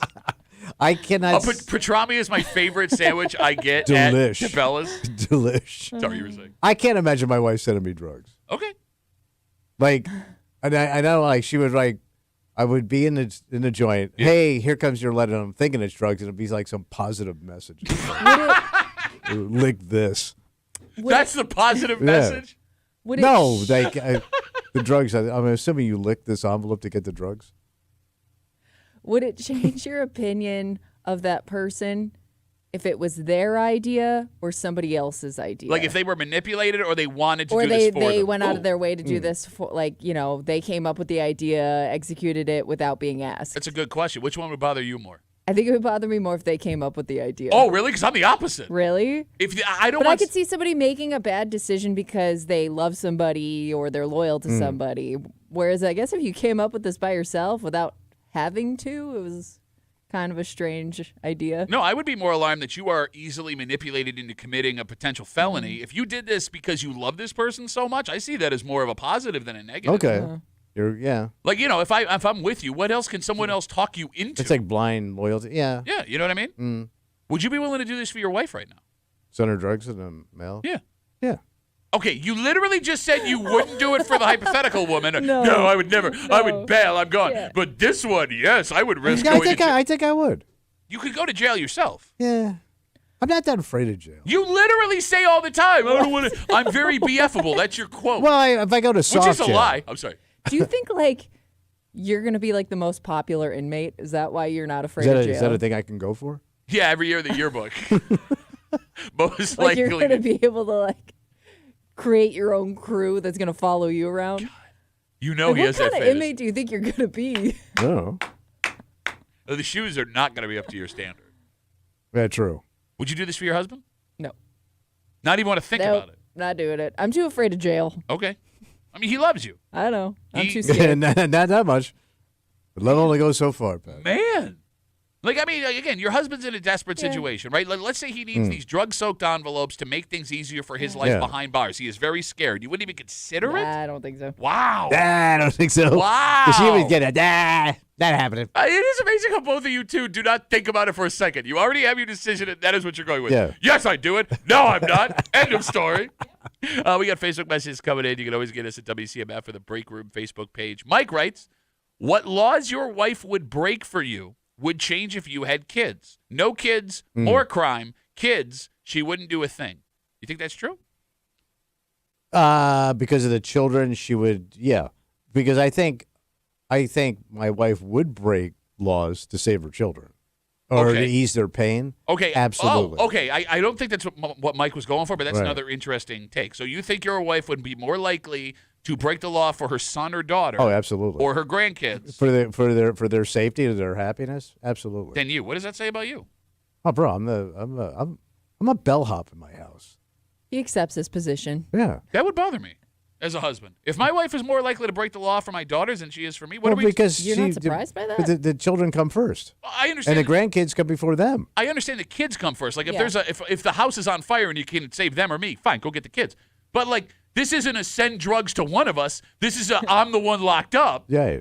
That would bother me if you'd be willing to do it for me but not for the kids, or willing to do it for the kids but not for me. I just assume my wife will do anything for her kids, even throw me under the bus to save her children or her grandchildren. Again, that's a different scenario. No, I like would- she would say, no, he did this. Lock him up. Oh wait, really? Oh, yeah. And I would get it. Sacrifice you. Well, you wouldn't get that. You'd be losing your Oh, damn mind. I'd be mad, but I understand the dynamic of what's happening here is that her whole job as a mom is to save and protect children. Okay. It has nothing to do with bug-eyed Sicilians. So, yeah, I'm just toast. 252 WCMF. We got folks sitting on hold. Again, we're talking about this woman. She is in her 30s. She is 30, excuse me. She's been arrested after a story on 13 Wham says she sent narcotic-soaked mail to inmates in an upstate facility. Now, we don't know if she's romantically linked to any of these people, but, I mean, if this is a loyalty thing, you could look at this as a red flag of, oh, my God, I don't want to get involved with a woman like this. Or she is so loyal that this is the partner you would want to have. Brian's on CMF. Hey, Brian, how are you, buddy? I'm good. How's it going, guys? Good. What do you got? I dated a girl a couple decades ago who did this very thing for a guy she was dating at the time. He was in jail, and she had smuggled some type of contraband in. I don't know exactly what it was, but I saw it as it was a great sign of loyalty because she was a good kid. She was very loyal to me. She proved it. But unfortunately, she just got mixed up with the wrong guy who misused that. Okay. If you know what I mean. All right. But, I mean, Brian brings up another point here, right? Like, with what she may have done in the past comes other baggage, right? Like, you're not factoring in, like, I don't know how many Stepford housewives are like, yeah, I did this in the past and everything worked out well. Like, Brian, I mean, you learn things about people along the way, right? Well, yeah, but she was just in a bad place and got mixed up with the wrong guy. Oh, I get what you're saying. Yeah, now I get too you. worried about it. Okay. But All now right. you know how many balloons she can hold. Did it work? Did it work out, Brian? It did for me for a short while, but I screwed it up. Oh, well, Brian, ain't that the story of life? Don't beat yourself up. Brian? I'm not. It was a long time ago. Brian, thanks for the call. It would bother me if she stayed with the guy who she had to smuggle drugs for, but she broke up with me. I was going to say, would it also bother you, though, knowing she was willing to do that for another guy, but then you're seeing that, like, maybe she learned from that and she's not willing to do as she's not going to be as loyal to you because she's learned from her past mistakes kind of thing? Like putting your full loyalty, giving your full loyalty to somebody. That's logical, though, right? Like, I wouldn't be bothered it by wouldn't that. bother you a little bit if she maybe wasn't willing to do, like, even, like, the basic relationship stuff because she didn't want to get too close to you? I will. Okay, the basic relationship stuff, yes, I'm with you. But, I mean, when it comes down to loyalty, I know loyalty is very important. In the world, loyalty is subjective. I don't know if a completely loyal spouse to everything you do is the best thing for your life. Every once in a while, your partner should pull you aside and be like, hey, what are you doing? And push back. Yeah. Right? I mean, not only is that, like, normal. You're right logically, but I don't know if in the moment and in that relationship, if you see it that way. Okay, but I think as you get older, you don't start to understand that a little bit. You would think. I mean, look, don't get me wrong. There are always going to be times where your partner's like, oh, you shouldn't have done that. And it's like, no, I disagree with you. But there are times where your partner will point something out and you're like, you know what? It's like when a guy gets in a fight. Every man has had a time where he's driving away after getting his ass kicked, being like, it's a pretty big dick back there. It does feel like, what's that? As we wrap this up, tell me if you think I'm wrong. Men are more likely to break the law for a woman. Oh, yeah. Because it is harder for men to meet new women. Do you get what I'm saying? Yeah. Right? Like, there's almost a desperation for men that'll break the law for women. I don't want to be alone. Whereas a woman, if they just want to fight off the loneliness, they can go meet someone anytime they want. Oh, yeah. If we use math, the more desperate the woman, the more likely she is to commit a crime for the man she loves, or the more willing she is to commit a crime for the man she loves, the more she is hopelessly head over heels in love with that man. Yeah, she's all in. You get it? Mm-hmm. All right. So with that being said, you are not changing your answer. Wouldn't bother you. No. You are not going to jail for your husband. Nope. Nor do you want drug-soaked boyfriend. No. The initial question where he did it before, you said that would be a red flag for you. Oh, yeah. I see what you're saying. All right. Good talk. Let's take a break. Can you believe it? What? Festival season kicks off this week. Yep. Oh, that's right. Yep, the Lilac Festival is ready to go, and they got a big old headliner playing Damn. Sunday night down at Highland Park. Rusted Root. No. So here's the thing. If you just use their credit, like you go, oh, my God, that's pretty impressive. Except, I don't know. I bet you can't name more than 2 people that have this credit to their name, even though it sounds really impressive. And I'm not taking a crap on this person. I'm not taking a crap on this person. But, I mean, is this enough to get people out? All right. We'll get into it next here in the break room. I'll see you, man.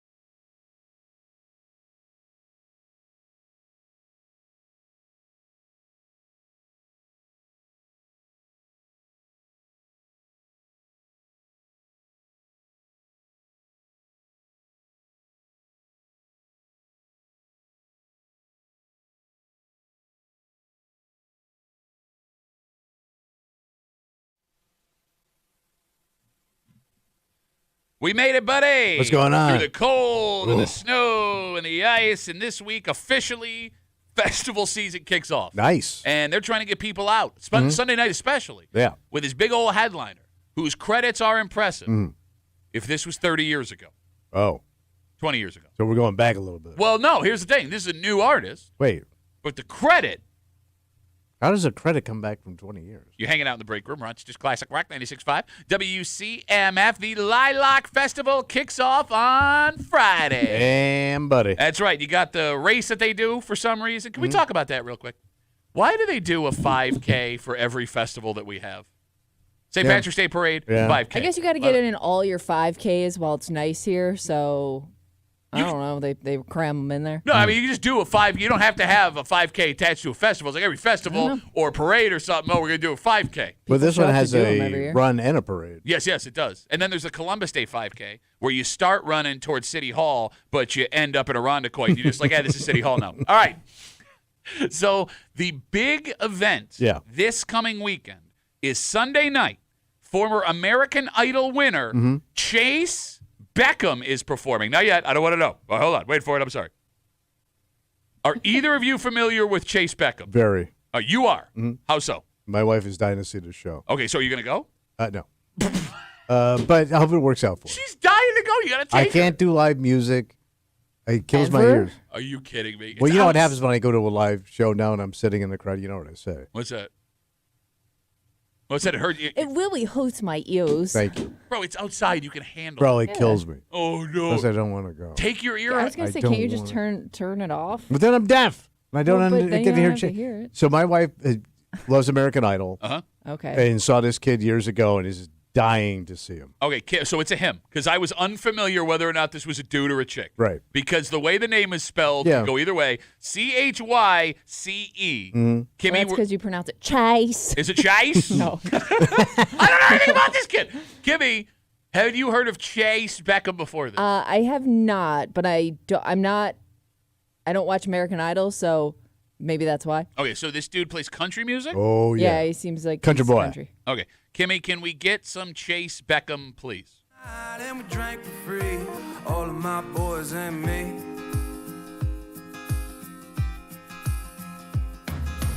Now I'm 23 and there ain't nobody who can drink like me. Soon I'll Thank you, Kimmy. I'm 23. Ain't nobody can drink like me. We all thought it, buddy. We all relate to that song. Okay. Is this kid, like, famous? I think he's a guy, yeah. I think he's a guy. I think he's a known dude. Okay. How long ago did he win American Idol? I don't know. I have no idea. Okay. So here's the thing. I'm not trying to crap on Chase Beckham. Chase Beckham could be a very talented musician, right? Like all over the place. 2021. 2021. Okay, so that was He 4 won years. American Idol in Yeah. 2021. Yeah. American Idol winner Okay. Ooh, I didn't Chase Beckham. know. Chase. Okay. Is American Idol winner something on its own that gets people to that show? Any show. Well, I mean, if you like the show, Yeah. you'd go see him. Okay. And it's not an expensive show if it's going to be at the Lilac. Well, it's free, actually. Oh, wait, they're free? Aren't the shows free? I thought they were. I thought they were free. Did they change that? I thought think they that- were no, all I free. think those are ticketed shows. Is that what you're trying to tell your wife so you don't have to go? Yeah, very expensive. I'm almost positive it's a free Yeah, I show. think they're all free. Yeah. Oh, I thought they paid No, you- Chase insisted. Chases? I insist I'm Chase. Okay. Name me, Tommy, all the American Idol winners you can. Go. Who's the big kid with the I asked you. Reuben Brown. No, Yes. Reuben Brown was the offensive guard for the Buffalo Bills. I thought Reuben his name was Studdard. Reuben Studdard. and there was Wrong Reuben.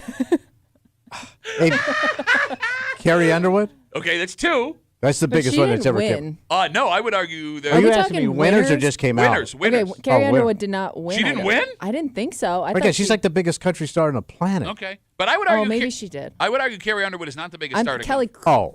Kelly Clarkson. Kelly Clarkson, I would argue, was the biggest star. Not only did she have several hits and several albums, Yes. she also has her own daytime TV show. I Which take she it really back. doesn't like doing. Carrie Underwood did win. Okay, so she did win. All right, so we got three. Those are the I'm three that out. everybody knows. Kimmy, can you give me any more? Well, Clay Aiken didn't win, right? Did Clay Aiken win? He lost his political run. Yeah. He ran for like some office in the Carolinas. South Carolina? Something Yeah. like that? Down there? No, he finished second. Okay. So we can name three American Idol winners. Have there been like 40 seasons of American Idol? Because they It's been do on win There's every been other at year. least 20. Okay. One. So in 20 years, we can name 3 American Idol winners. Yeah. 23 seasons. Okay, so this guy, Yeah. Chase Beckham, won it. Yeah. If you didn't know your wife, you would not know him. Yeah. Kimmy did not know him at all. Is American Idol still a popular show? It is in my house. Okay. I think so. Kimmy's making But a I don't face know. now. You also thought that Yes. Pro Bowl guard Reuben Brown won American Idol. I can't believe Tommy remembered. And again, I'm sure Chase Beckham is uber talented. Yeah. I'm sure this show is going to be absolutely amazing. I just find it funny that they use American Idol winner when in 23 shots, the average person can only name 2, maybe 3 with Ruben started with his really hot I'm Sorry for 2004, which was a banger in the summer of 2004. Yeah. But here's the thing, like when my wife watches these shows, she gets the full backstory on these kids. And that's what she loves. Like, where he came from, the problems, all that. That whole story she buys into. That's why she really loves this kid. So she likes the whole image of him. Oh, too. I get it. I get so, it. like, yeah. I'm not It no, works. I'm not trying to take anything away from your wife. Yeah. People go into this show. Oh, yeah. Good for you. If you run into her, tell her I said hello. I just find it interesting. American Idol winner. Wow. I named 2 out of 23. Right? It's like you could name more Super Bowl winners of the last 30 years Yes, than I you could probably American could. Idol winners. Yeah. Right? 252 WCMF, 252-9263. We're talking about Chase Beckham. He is an American Idol winner. He is a country music artist. He will be playing Sunday at the Lilac Festival. And we're talking about how much weight American Idol winning carries. Kimmy, could you Google, to see if we can find a list of the most successful American Idol winners to see if there's someone obvious we're missing? There has to be. Because I want to So say, I am like, looking at the winners right now. I mean, besides Carrie Underwood and Kelly Clarkson, those are really the biggest names. I think Scotty McCreery had. I remember him. Oh, what run about there in country music? What about Richie Incognito? I thought there was a crossover between I Bill's think they offensive did. guards. Yeah. Then it went horribly wrong. Where he ate them on stage. Got him Well, I think cannibalizing the people on Fox. I think the reason why the earlier contestants made bigger names for themselves, I don't know if they were as binded by their contracts. Oh, I think they were more binded. No, because I know people have dropped out of American Idol once they get to that point where they have to sign contracts. Okay. Because they're afraid that that their career's not going to go anywhere. I think it's more simple than that. Oh. I think it was such a unique experience because we had never seen anything like this Yeah. before. That whoever won, I mean, you remember that first season of American Idol? Everybody watched. Oh, yeah, it was so true. unique, yeah. You were True. locked We were all in. tuned in. But right? you got all those funny people that sucked, that didn't know it. And Oh, bombed. Philip Phillips. How did I forget that name? There you go. There you go. Guy with 2 first names. No, but I remember Justin Guarini, the guy that came in second place, because I didn't care at all about the music and I was locked into this. Yeah. It's like Survivor. Everybody remembers the first winner of Survivor. Sure. And then when you do it a third, fourth, Well, yeah, 30th yeah, time, yeah. it becomes less unique. Yeah. 252 WCMF. Let's talk to Chris. Hey, Chris. How are you, brother? Chris is out. Take done? that. He lost American Idol. Oh. All right, so Philip Phillips. Daughtry didn't win. No. Okay. Well, I forgot No, about that. He was didn't. on I mean, there. he So I made a name thought- for himself, but he didn't win. I thought for some reason Florida Georgia Line is in my mind that came through some kind of TV show, whether Or it was maybe The Voice was it The Voice or something? or something. I for some reason. Can I make a confession? Yeah. Outside of when the Morgan twins from Rochester Oh, I forgot about them. were on The Voice for a little Yeah, while, yeah, yeah. I have never watched an episode of The Voice. I can't tell you anyone that's come from The Voice. I don't know who's on The Voice I don't anymore. think they were on The Voice. No. And I don't think they're a thing anymore. Florida Georgia Line. I think they broke up. Did they really? One What? went to Florida and the other went to Georgia. Well, yeah. They did have that line of demarcation. All right. All right, so We know nothing. no, but it's not that we know nothing. I guess the question being, What is and that? I'll ask you now that we've had this discussion. Yeah. Is American Idol winner impressive enough to get people out of the house to go to a show? It sounds like it because the guy. Well, I don't know what level of tour playing a festival is. Well, he's doing a free show. I mean, again, the So, guy's like, coming up. Right, but he's not like CMAC where it's $300 a seat. No. You know what I mean? So he's like a mid-level guy, I guess. And if you talk about the folks that have been on American Idol, like Carrie Underwood is that artist where she could charge premium prices. Yeah. I'm sure Kelly Clarkson has enough fans where she could do that. Yeah. I don't think Ruben Studdard's that guy anymore. I know. Yeah. We forgot about Philip Phillips. And who was Yeah. the other guy? Scotty McCreery. is Okay. A name. But then again, I mean, Daughtry, he tours Jordan with his band. Sparks. I don't know if she's. Oh, I still forgot even- about her. I don't- Her dad actually played the NFL. Yeah, I don't know though if she still performs. Tell me how I'm supposed to breathe with no air. Never heard of that. You've heard this song. Yeah. Really? If I could get You did it was an Italian version. Where you been? Bang, bang, boom, pow. Let's take a break. Tommy has stumbled upon what might be one of his most brilliant observations of all time. And these come like once every 5 years, so I would not change the station. All right. This is like a once in a long time occurrence. Because there are ways to tell when you are getting older. Yes. Your body will tell you. People around you will tell you. What you are wearing will tell you. But the definitive judge on how old you are relies in this super secret dark place. And we'll get into it next here in the break room on CMF.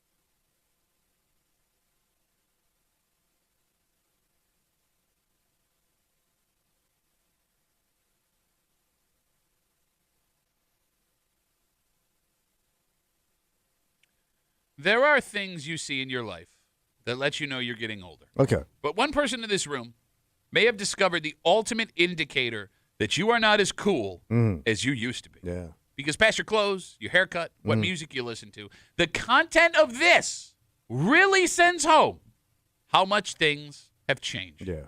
You're hanging out in the break room, Rochester's Classic Rock 96.5, WCMF, just after 8:25, 8:30 this morning. Around 8:30 on Friday, we had a conversation about prices coming down for legal marijuana in New York. Yeah. And we had asked, like, offhandedly, like, does anybody even go to those illegal bodegas anymore? Right. We got a call that said yes. But it turns out a story over the weekend, in fact, right after we talked about that, sends home more information. And we'll get to it just after 8:30 here in the break room on CMF. So we're sitting around in the commercial break on Friday. Yeah. And Tommy says, out of nowhere, Yeah. what might be one of the smartest things you've ever said in your life. Yeah. So we were talking about things you would have in your trunk right now. And one of the things we were talking about, like hiding it from my wife, was getting my grandson a slot car set and just hiding it in the trunk till he's ready for it. My wife wouldn't know. Yeah, she ain't going to know you. And I started thinking, like, how lame has my trunk become? Lame trunk. It's very Shakespearean. My trunk used to house pornography for gifts. Uh-huh. I handed out, much like any kind of fairy or godfather, that would hand out pornography to people around town. The porn fairy. The porn piper. By the way, he's not joking. This was a real thing that happened. I was a porn piper. Yes, you were. Yeah. I would see him, we get out pornography, and I would have like cigar stuff in there and like other kind of crap a single guy in his 40s would have. All the creepy fun you could imagine. Yes. And now it would right now in my trunk, there's a baby car seat. And there's like Ziploc bags of just crap for the kids. Okay. Don't say that out loud. No, I understand. Yeah, and I never would. But yeah, like you used to have a trunk full of expectations or anticipations, and now that's all gone. That is so smart. That is very profound. Your trunk has become lame. It's got a case of water in it. I never drank water. Remember when he made fun of me for having the case of water in the trunk? Yes, he did. But I can't remember when I like now I have to drink water all the time. I never thought about drinking water when I was 40. Yeah. Well, I which is wasn't, weird. oh no, my God, 40 I need is, 40 is the age you should have water started at 40. thinking about I drinking should have, but I never like, oh my God. You're a little late to the water game. I need a think. bottle of water. I saw other people doing it. Not for water wasn't for me. Okay. The phone, F water. The phone number is 252 WCMF 252-9263. You put it perfectly. How did you put it? Trunk? Your Well, trunk? it was a trunk full of expectations. Okay. A chest of just in case. Yeah. Right? Like you were anticipating some fun about to break out. Yes. Right? Whether it was summer stuff, winter stuff, whatever. And you had to keep it on you at all times in case this fun did break. Like, for example, when I was a kid, in my trunk, I would always keep a pair of cleats, baseball glove, hockey skates. There was always some kind of Maybe alcohol. like a pillow if you passed out somewhere. Yes. I also always had a cooler in my trunk. Good call. Oh. Good call. Always had to have a cooler. Because all of those things could potentially happen at any time. Yeah. Because your life was awesome. I could play softball. I could play hockey. I could need liquor. I may need a cooler. Here's a pillow in case things go bad. Oh, yeah. Awesome. And I'm with you, man. Now my trunk is kid stuff, a case of water, and a blanket. Yeah. And it's glaring at you. Like you don't have to even think about it. Just do the inventory check. You're right, man. Does this count for women too? How many I don't think smelly? I really had anything fun in my trunk. You didn't have a bag of smelly corsets? Here's the thing. They don't need to bring fun provisions. That's our job. Oh yeah, you're right. They don't have to bring anything. That's a good call. They bring the fun. They are the fun. I would argue with that too. What do you mean? Well, I mean, you know, the idea. Of Yeah. them being is- The that's anticipation, the Yeah. expectation. She's gonna be fun. Yeah, I don't think I ever had anything fun in my trunk. You know, no fun in that trunk. Go ahead. Say what you want to No say. trunk. Nobody has. I dare you. Nobody has to say anything. Girl had no trunk. Your poor husband. Even on your. Yeah, I think it was always empty. You know how hard this is. I mean, go ahead. No. An What's empty stopping trunk. you? What are you gonna do? Some girls, they had a full trunk. Big old. Oh boy. Stuffed trunk, son. Oh, I yeah. kept that stuff trunk. in there in case of emergency, but that's not fun. Like No. what? Like a blanket. I think I had water in there or Okay. something along those lines. You know what's funny? Every girl I knew that had fun stuff always kept it in like the footwell of the front seat. Yeah. Well, yeah. I mean, I knew people that had messy cars, like where there'd be like a bottle rolling around every now and then. Yeah, that's what women didn't have to hide the but fun. I always thought that was more like a messy thing and less a fun thing. Oh, okay. Like they just kept everything in their car. 252 WCMF 252-9263. Tommy has discovered, and he's absolutely right, that the older you get, the more lame your trunk becomes. You used to have a trunk of possibilities. Yes. Whatever could happen, right? You needed all this stuff in the back in case fun broke out, and now you realized last week your trunk is lame. Yeah, it's age appropriate. You know what? I used to have lube. Now I got WD-40 because that back door's a squeaking. Still works. I think it would burn. Okay. Yeah, don't actually do that. I'm just kidding. So you actually may have accidentally stumbled upon what's that? What we can all do to keep ourselves from aging. Don't take that stuff you used to have out of the trunk. Yeah, but it's not going to go anywhere. How do you know? Those rubbers you're going to lose those to dry rot. Yeah, no, you should take the stuff out of your trunk. No. Hear me out. Some of that stuff can get you in trouble. What am I going to do in a cooler full of booze now? If you have that stuff you used to have back in your trunk again, you may be inclined to use it. All right. If it's there, yeah. Every time you look in your trunk, it's a reminder of what your possibilities are. And sure, maybe a trunk full of pornography won't work for you now. Yeah. But the other stuff you had, I mean, if I had my baseball glove and there's people at the park playing, I could use it. Okay. If I have my skates and I stumble upon a pond, I have them there. Bottle of whiskey in case we need an injection of fun. Like, you could argue. Yeah, but can't you get in trouble for like an open bottle of Closed whiskey? bottle of whiskey. Okay, It's closed. But, like, tell me, being spontaneous is what keeps you feeling young. It does. And this allows spontaneity by having all the old stuff in your trunk. Yeah, but nobody wants your old ass jumping in on their hockey game, their pond hockey game. You don't know Because most likely those are a bunch of teenagers. Nobody wants dad joining the party. Yeah, spontaneity kind of goes with age. Like, it wears out. Like, the things that spontaneous happen now is usually, like, shooting pain in my leg that I can't explain. Yeah, you got to at least stretch for a minimum 30 minutes before you jump in on that softball game. I'll get to stretch it, but I'm just saying, no. Like you say, spontaneity goes away. Does spontaneity go away because we're old? Or do we get old because we no longer allow spontaneity? But is it also you lose interest in a lot of that stuff? Like, do you even really want to jump in on that? I don't know. I don't have my glove or my skates or my bottle of whiskey. How do I know? I mean, the only thing you'd have to consider is if what you are keeping in your trunk is dangerous if you have kids. You get what I'm saying? Yeah. And most of that stuff you had in your trunk was for cruising around. What do you mean? What do you mean what do I mean? What? You're cruising around. You look for stuff. Well, you have some fun. No, you and I were very different trunk people. Oh, really? You had a trunk full of porn and cigar stuff. I had a trunk full of sports stuff and a bottle of whiskey. All right. Well, the whiskey gets you. Yeah. But I don't think I can walk up to a random woman in a park and be like, "Hey, sweetheart, looking for a good time? I got this well whiskey here." And some pornography. How about some Mr. Baltimore? Is that going to wet your whistle? Let's go back to your place and watch porn. 252 WCMF. I brought lube. Hope it's in date. 252 WCMF. We got a pair of Franks waiting for us. All right. Let's start with Frank we know and love. Hey, Frank, how are you, buddy? Hey, guys, what a topic. I started laughing my head off here. Every day since 1978 or 79, I've always carried a little bag of weed in my glove compartment.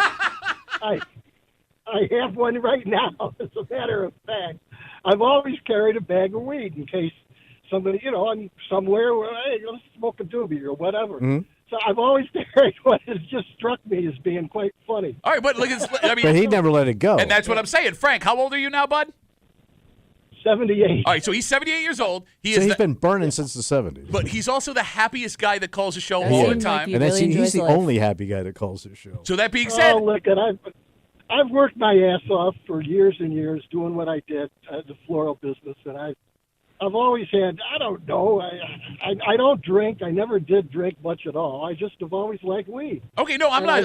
I say God bless you. Yeah. What I'm saying is I think it proves my theory that Frank did not get old because he kept the spontaneity in the glove compartment. All right. There you go. He kept his youth. It's kept me young. Put it that way. It's kept me young. Frank, thanks all these years have kept me young. Thanks for the call, buddy. Good to talk to you. Guys. You too. There goes Frank 1. All right. Let's see what Frank 2 has to say. Hey, Frank 2, how are you, buddy? Hey, not bad. How are you guys today? Good, man. What's up? Hey, first of all, second the other Frank, pro legalize it, I guess. That's cool. 78. What did he say? 78 years old? Yeah, he's 78 years old. Well, he's actually 40. He's just so high he doesn't know how old he is. God, God bless him.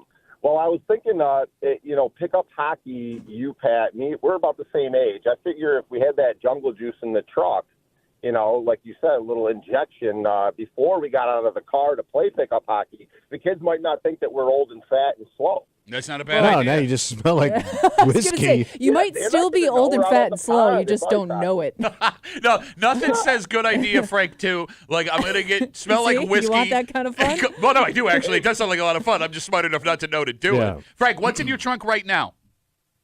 I'm not going to plead the fifth about Frank number one, but I may be in his boat. Okay, so you're keeping the fun with you.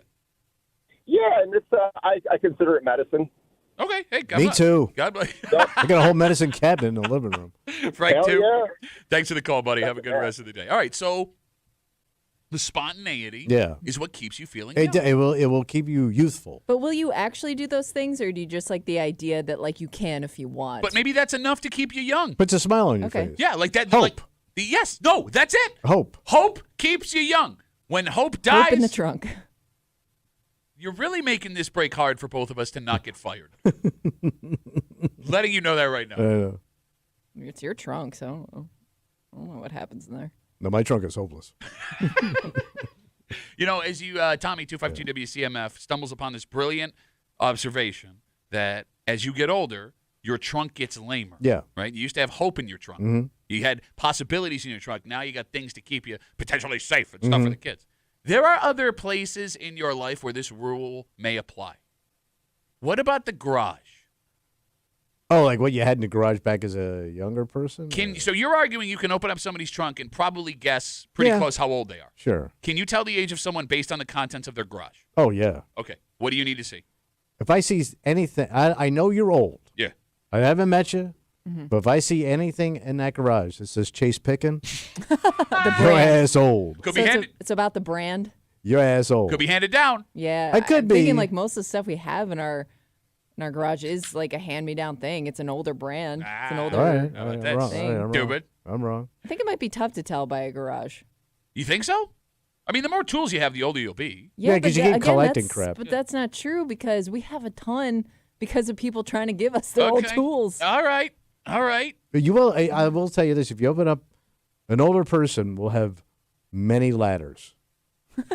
The more ladders you have. I don't know why you keep buying ladders as you get older. Because at the beginning you buy the high you ladder. Should stay off the ladders. Well, see, when you're young, you buy the high ladder. Okay, all right. Clean them gutters. Sure. And get them lights fixed. Yeah. But as you age, you realize that's how you're going to probably die. So they'll lower the ladder. But you never throw a ladder out. You'll die with your ladder. I don't even think you could throw a ladder out. Have Well, you you ever seen give it to your anyone? kids. Have you ever seen anyone throw away a No. ladder? Like you have 2 daughters. Yeah. If you have ladders in your house. I they get don't- 2 ladders. They don't want them.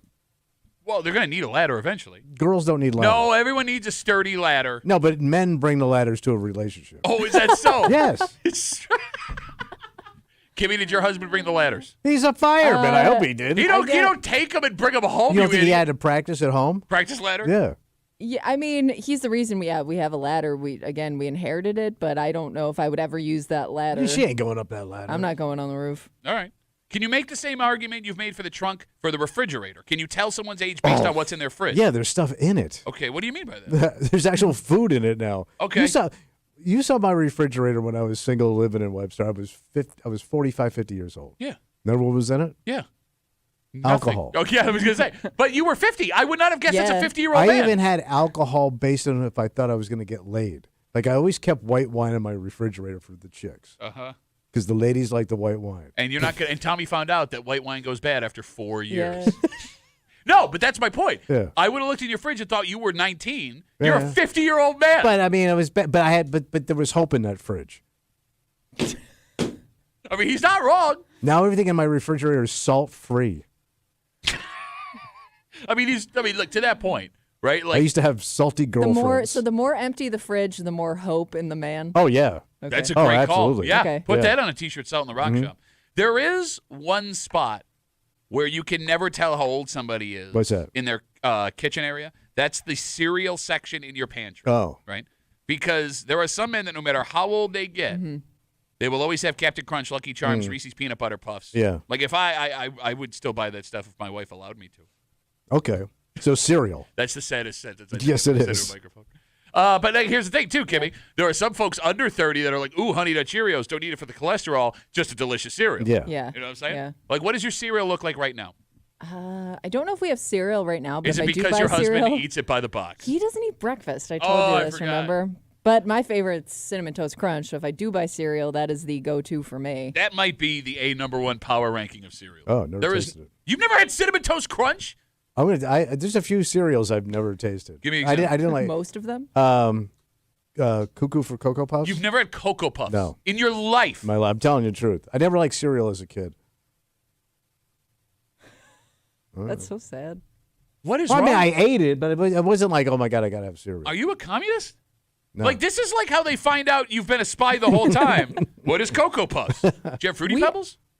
No, that wasn't available when I was a kid. Yes, it was. No, Fruit Loops was available. Bro, it had the Flintstones on the Flintstones box. hadn't blown up yet. Shut up. I feel like we only had cereal in my pantry as a kid because of my dad. Like Cheerios was the big one. That was like your base. Just plain ass Cheerios. Yeah. You just ate plain ass Cheerios. Well, I mean, don't forget when I was a kid, you didn't have all these options, man. Oh my God, you had cereal as a kid. I've seen the commercials. Like my big one was Cheerios or Alphabets. Oh, I did like alphabets. Those don't exist anymore. Well, yeah, because everyone's texting now. And nobody wants to read. No, but they weren't the frosted alphabets. They were just like Cheerios, but in shapes of letters. Yeah. Ah. It was basically Cheerios in letter form. Okay.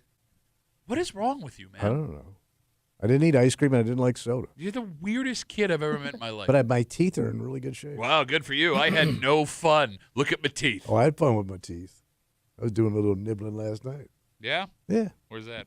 No, I just had some cereal. It was delicious. No, you didn't. You just said you don't eat cereal. After I was at your mom's house, you didn't let me finish. Eating all Pat cereal. For God's sakes, I didn't say anything about your trunk. I left the trunk alone, and this is how I get repaid. No more loyalty. No loyalty in the Well, I had some fun in that trunk. Shut up! No hopelessness in there. Got that? Yes. Let's take a break. It was around this time Yeah, what happened? Friday. Yeah. We were talking about how the price of legal marijuana in the state of New York is going down. Yeah. And we'll recap all that real quick because we got a phone call that came out of nowhere where a guy talked about where he still gets his marijuana. And we had asked, do these places still exist?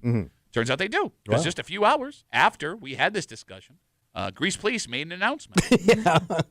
And although these still exist, Kimmy, based on this story, it seems they have changed the way they are Yeah, selling. because the way they describe this isn't the ones the ones that were selling it illegally. I don't think that's how those other places were doing it. And we'll get into it next here in the break room on CMF.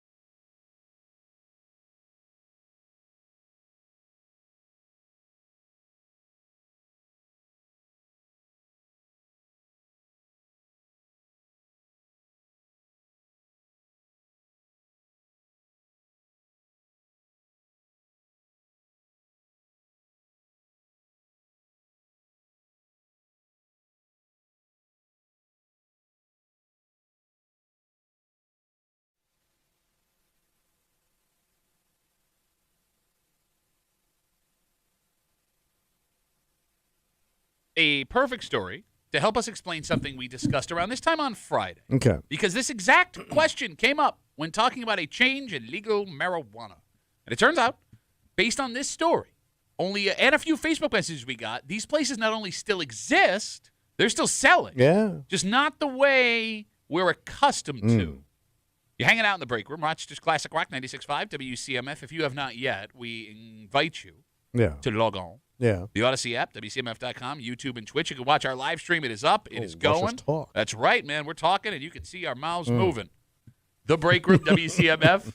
On YouTube or Twitch, The Break Room, WCMF. And again, we appreciate you watching, subscribing, liking, all that stuff, because according to management, Yeah, what are they saying? Corporate, when people are watching and subscribing, we know you got a quality program.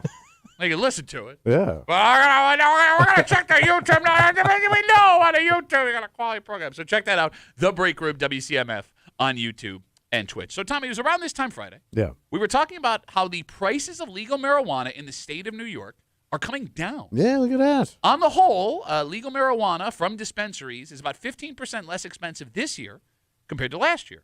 And the state says it's because of competition. More dispensaries are opening. Yeah. They want your business. Bing, bang, boom. And in this discussion, we were trying to figure out if the folks who didn't want to pay taxes when marijuana first became legal, and there were a lot of them. Yeah, the sales tax. Yeah. You got it. Had finally come around to buying it legally. So we had asked that question, and in doing so, we got this phone call. I still buy from like a underground dispensary, like a front. And they've got a full menu, all that stuff. They're knowledgeable, all that stuff, and it's way cheaper. But I'll go to the dispensary for like the special stuff, like the drinks or the different candies or all the different kind of edibles they have. So he went on to say, Kimmy, that he saves about 50%. 50%. Is that what he said? Yeah, he said it was significantly cheaper. There you go. And we hadn't heard one of those stories in a long time. Yeah. Not since the state had started cracking down, because they did crack down, right? Like they went after hard these places that were selling without a license. They confiscated all their stuff. They took all their money. Well, wouldn't you know? What happened? Later on Friday, Yeah. the Greece police say they executed a search warrant at a mini mart on Dewey Avenue in Greece. Ooh. And during that search, they say they seized a large amount of cannabis. Damn. Now, first of all, the place didn't have a license. Second of all, existing in Greece, it would make it impossible for them to have a license because Greece is one of the towns that passed on it. Mm-hmm. And one of the funniest things about this story, Yeah. one of the news stations took a video. The place must be right over the Greece line from the city. Okay. Because, like, they had in the frame was "Welcome to Greece," like a wonderful place to live. Oh. And then the cops taking all of the alleged marijuana out of the store. Okay. Yeah. So, this arrest came, or the search warrant came, excuse me, following complaints that this store had been selling marijuana. The state has been closed. It takes all that they found, and it's not great for this place. And it seems this place, Kimmy, was operating a little more covertly than ones we've seen in the past. That is what they made it sound like, and I'm just thinking, I mean, I've only been to one of the illegal ones that were selling, and it was still like a smoke shop. Like, it wasn't disguised as something else. Do you know what I mean? Like, you walked in and you were going to get all the same stuff you would in like a smoke shop and then some.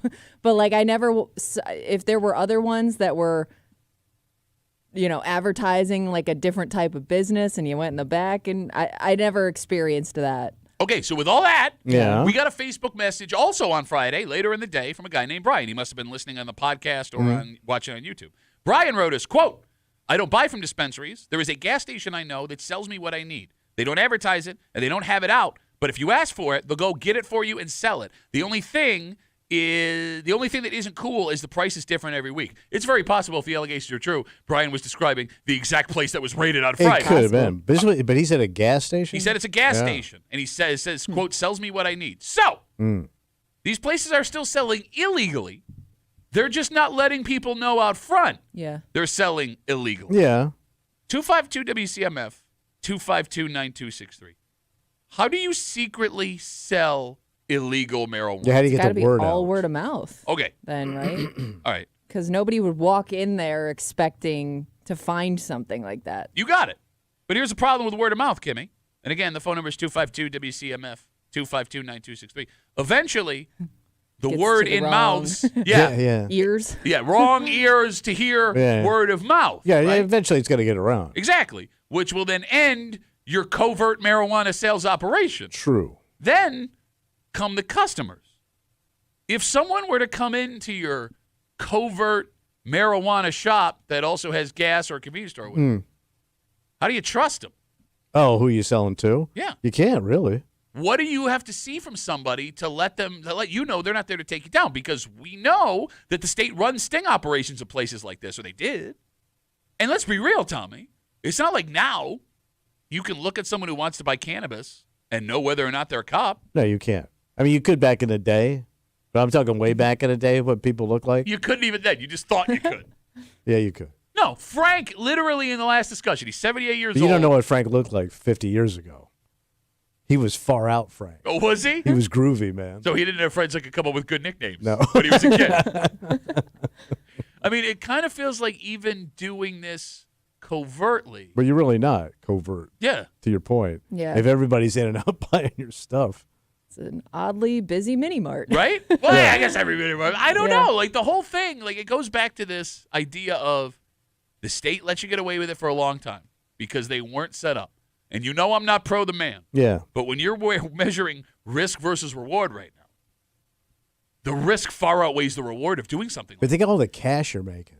That's under the table. Yeah. And it has to be an all cash business, right? Okay. Man, you might be doubling what you make on your store. We have seen stories going down that road of stores that were raided that lost millions in cash and product that the state took from them. So, hey, pretty sweet till it all gets taken away. Well, that's the way it usually goes, you know. And it's not like it just gets taken away and that's the end of it. You're also going to face charges. Yeah, the jail. legitimate business that you were owning. So, like, for example, this business in Greece, again, 252 WCMF, a mini mart in the town of Greece was raided. Police say they found a large amount of cannabis, and that came following complaints that they were selling it there. They have to reapply to open up their shop. Well, even if they're probably just done. Exactly. Yeah. So, like, you also lost your ability to make a living selling things. But what a ride, baby. But how long did it go? What did you make? Like, I don't know. Unless there are people that have figured out a way to take that cash, get it the hell out of there, hide it from whomever is going to come get it. Well, yeah, that's what you would have to do, right? You'd have to stash it for your family because you're going to jail. But where you stash it? And, okay, I hope my family can enjoy it. And maybe if you don't go to jail, if you don't have the money, I mean, you know, you do have to do taxes eventually. They're going to figure this stuff out. Like, people love to think they can outsmart the federal government. How many comics did we know that All got of them. busted for tax evasion? Yeah, nobody paid taxes. Exactly. The one thing that is a little strange What's that? about this story in Greece, so it says that the mini mart accused of selling illegally was busted because someone complained they were doing it. Mm-hmm. Who's complaining? So somebody narc. Could just be a regular customer that didn't like it. Yeah, it didn't could be an agree with uptight it. narc. Okay. But, like, I would understand, like, the Well, state. like you said, it would only take one person to be offended. Children by come it. in here and go, Yeah. my children here, you got drugs going on. Okay, all right. Yeah, they talk like this. Like, if this was like an undercover buy and it got popped, that makes sense. But it came in from a complaint. Yes, at least according to the police. Yeah, this is a But mom. I would think that's why you run the risk of having a business like this as a front, because you're gonna get you're getting every person walking in and out of that place. Whereas if it's somewhere that looks like a smoke shop, you're getting a different type of customer. You're not getting a wide range of people walking in and out like you would a mini mart. Yeah, but I would also assume, Kimmy, that if they're looking for places that do this, the smoke shop is way more of a. It's less of a front, right? Like, I'm more likely to believe. yeah. You know what I'm saying? Yeah. But, like, talking about the person that complained, according to police, that popped this place for allegedly selling illegal marijuana in Greece. It's a weird side-by-side right now. What's that? You have the town supervisor of Henrietta last week singing the praises of legal pot, Yeah. saying that they're going to be able to lower property taxes with the money they've made. Meanwhile, in Greece, it's still illegal, and complaints got this mini-mart shut down. And I get the legality of it. I understand. Yeah. Fine. Like, I'm not saying don't report it if it bothers you. But it is weird that people are going out of their way in one town to get this place shuttered. Well, the town supervisor of another town is looking and saying, look at all of all the good this has done for us. Singing the praises. Everybody is benefiting it. Like, those towns are 5 miles, 10 miles from each other. It's very, very strange. This ain't Arkansas and New York, right? This ain't Canada and Mexico. This is Greece and Henrietta. Yeah, two different attitudes completely. Very strange. And it's entirely possible there's a whole bunch of people that go from Greece to Henrietta and Henrietta to Greece and vice versa. Oh, yeah. Right? Mm-hmm. Oh, The whole thing's weird. It's a very weird time. Yeah, it'll shake out. Do you think some guys prefer to go into the illegal places because they feel cool? Absolutely. I could see guys bragging Yes. about it. Like they feel like they're on the inside, like they know, how And they know the ins, and they got a guy. They're cool. They're tough. Okay, but Yeah, they take Black you into like this market. back room, but like you got to know what you're doing and what to ask for. okay, I get where you're coming from, but it becomes less cool, Kimmy, when I can just legally buy it over here. They don't see it like that, though. The guys that Yeah. brag about that No, but never this is see the good that. stuff. Yeah. That's Yeah. it. Yeah, you're getting the lame Yeah. stuff. I'm getting the real city drugs. No, but let me ask you. Fresh city drugs. I just know people that would brag about it. All right, let's- So do we. They don't even do it, but I can see them Yeah. doing it. Let's say you're a guy that loves a good cut of meat. Yeah. And you go to Skip's Meat Market. Yeah, yeah. Right? That's name whatever place you Yeah. want. You go get a good cut of meat. And then you meet a guy. Go, oh, you go to Skip's. Looks around. What you got? I go to a gas station. They ain't got money. They ain't got the permits to cut up meat, but he's got a place in the back. Best meat you ever had in your life. You got to know a guy. Yeah. That guy's not cool. In his head, he is Yeah. cool. But no, nobody listening to that story would be like, wow. My brother Black buys market meat. my brother buys fish every week on a Thursday from a guy out of his pickup truck in Florida. Okay. Florida's really known for fish. Sure. Got a Get guy. fish all over the place. But he still goes to this guy. He's been going there for 20 years. He'll tell me about it. He goes, yeah, Ted. I get all my fish from Ted. He's on the inside. Yes. But I assume that's because he was cheap. He doesn't because he Not thinks he's everybody cool? has a Ted pet. Yeah. Okay. He is cheap, gotta be but he doesn't special. want to say he's cheap. He gets it from Ted. Okay. Ted knows his stuff. All right. I don't even know if this guy is licensed to sell seafood. Of course he's not licensed to sell Probably seafood. not. What license do you get selling out of a pickup I truck? mean, my brother could be full of worms at this point. By the way, he drags his ass on the carpet. Well, look, I think this is the perfect transition. What's Because that? you should never act too big for your britches. Yes. Right? Just because you do certain things doesn't make you cooler or better than anybody else. Get off that high horse. And when it comes to the law, I mean, Hmm? at least we like to think the law applies to everyone in the same way. Yeah. One man did not believe that was the case. And here's the thing, man. Mm. There are people that are famous enough to look at a police officer and say, it's me, come on. Yeah. This is not one of those Okay, men. he doesn't have that kind of clout. And you have said in the past, Tommy, if you have to ask, Mhm. do you know who I am? Yes. The answer is No. you have not heard this celebrity's name in a while, but he is in some trouble this morning. man. We'll get into it next here in the break room. Let's see you, man.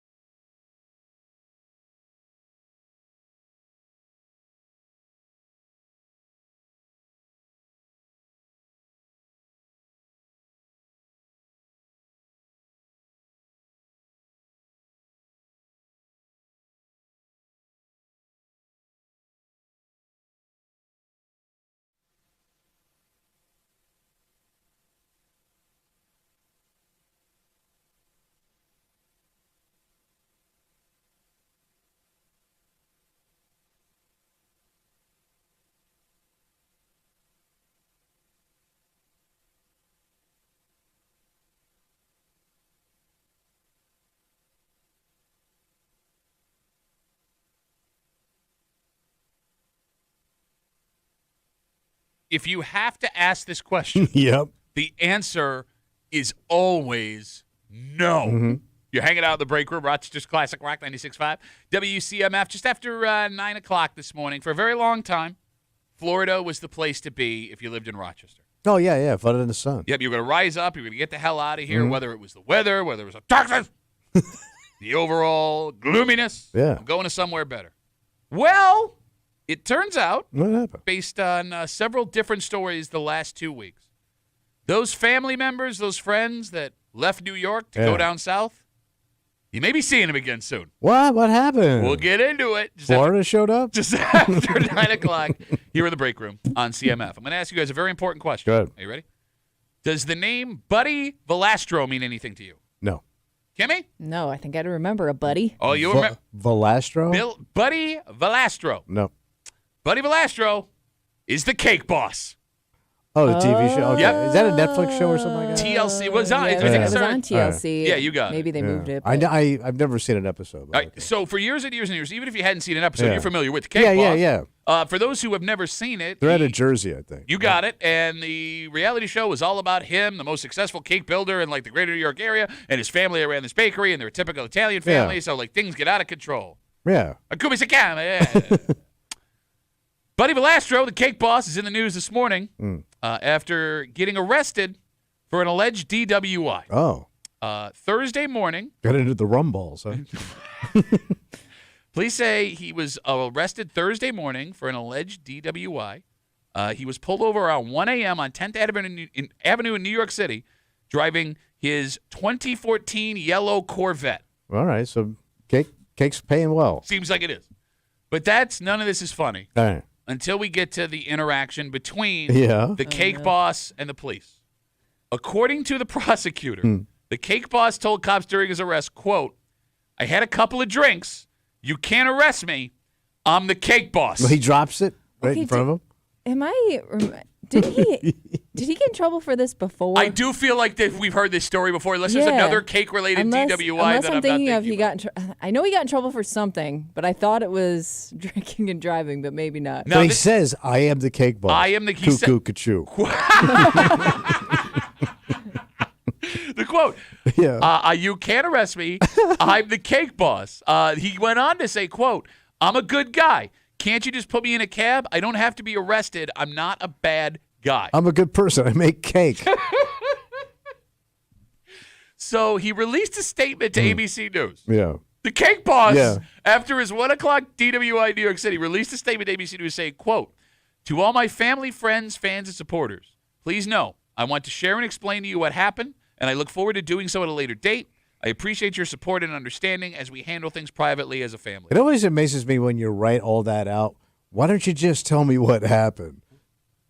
Kind of already know Yeah, what right. happened, Right. right? I mean, like, unless they were wrong and we get the toxicology I reports haven't worked back. on my story yet. Like, what does he think he's going to come out and say where people are like, "Oh, I get it. Got it, cake boss. I was driving with the window open and somebody shot a cannon of whiskey in my mouth. What am I supposed to do?" All right. Is Cake Boss, because this was a monster show for a long time. Oh, he was. Yeah. Right?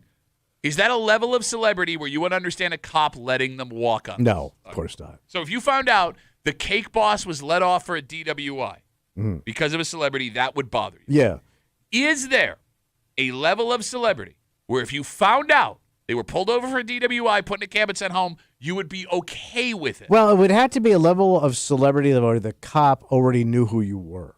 Like when they pulled somebody over. Okay. Like of an actual fame level. Okay. Like I'm not even a fan, but I know who you are. So you're just a household name. Right. That's the level you would have to hit.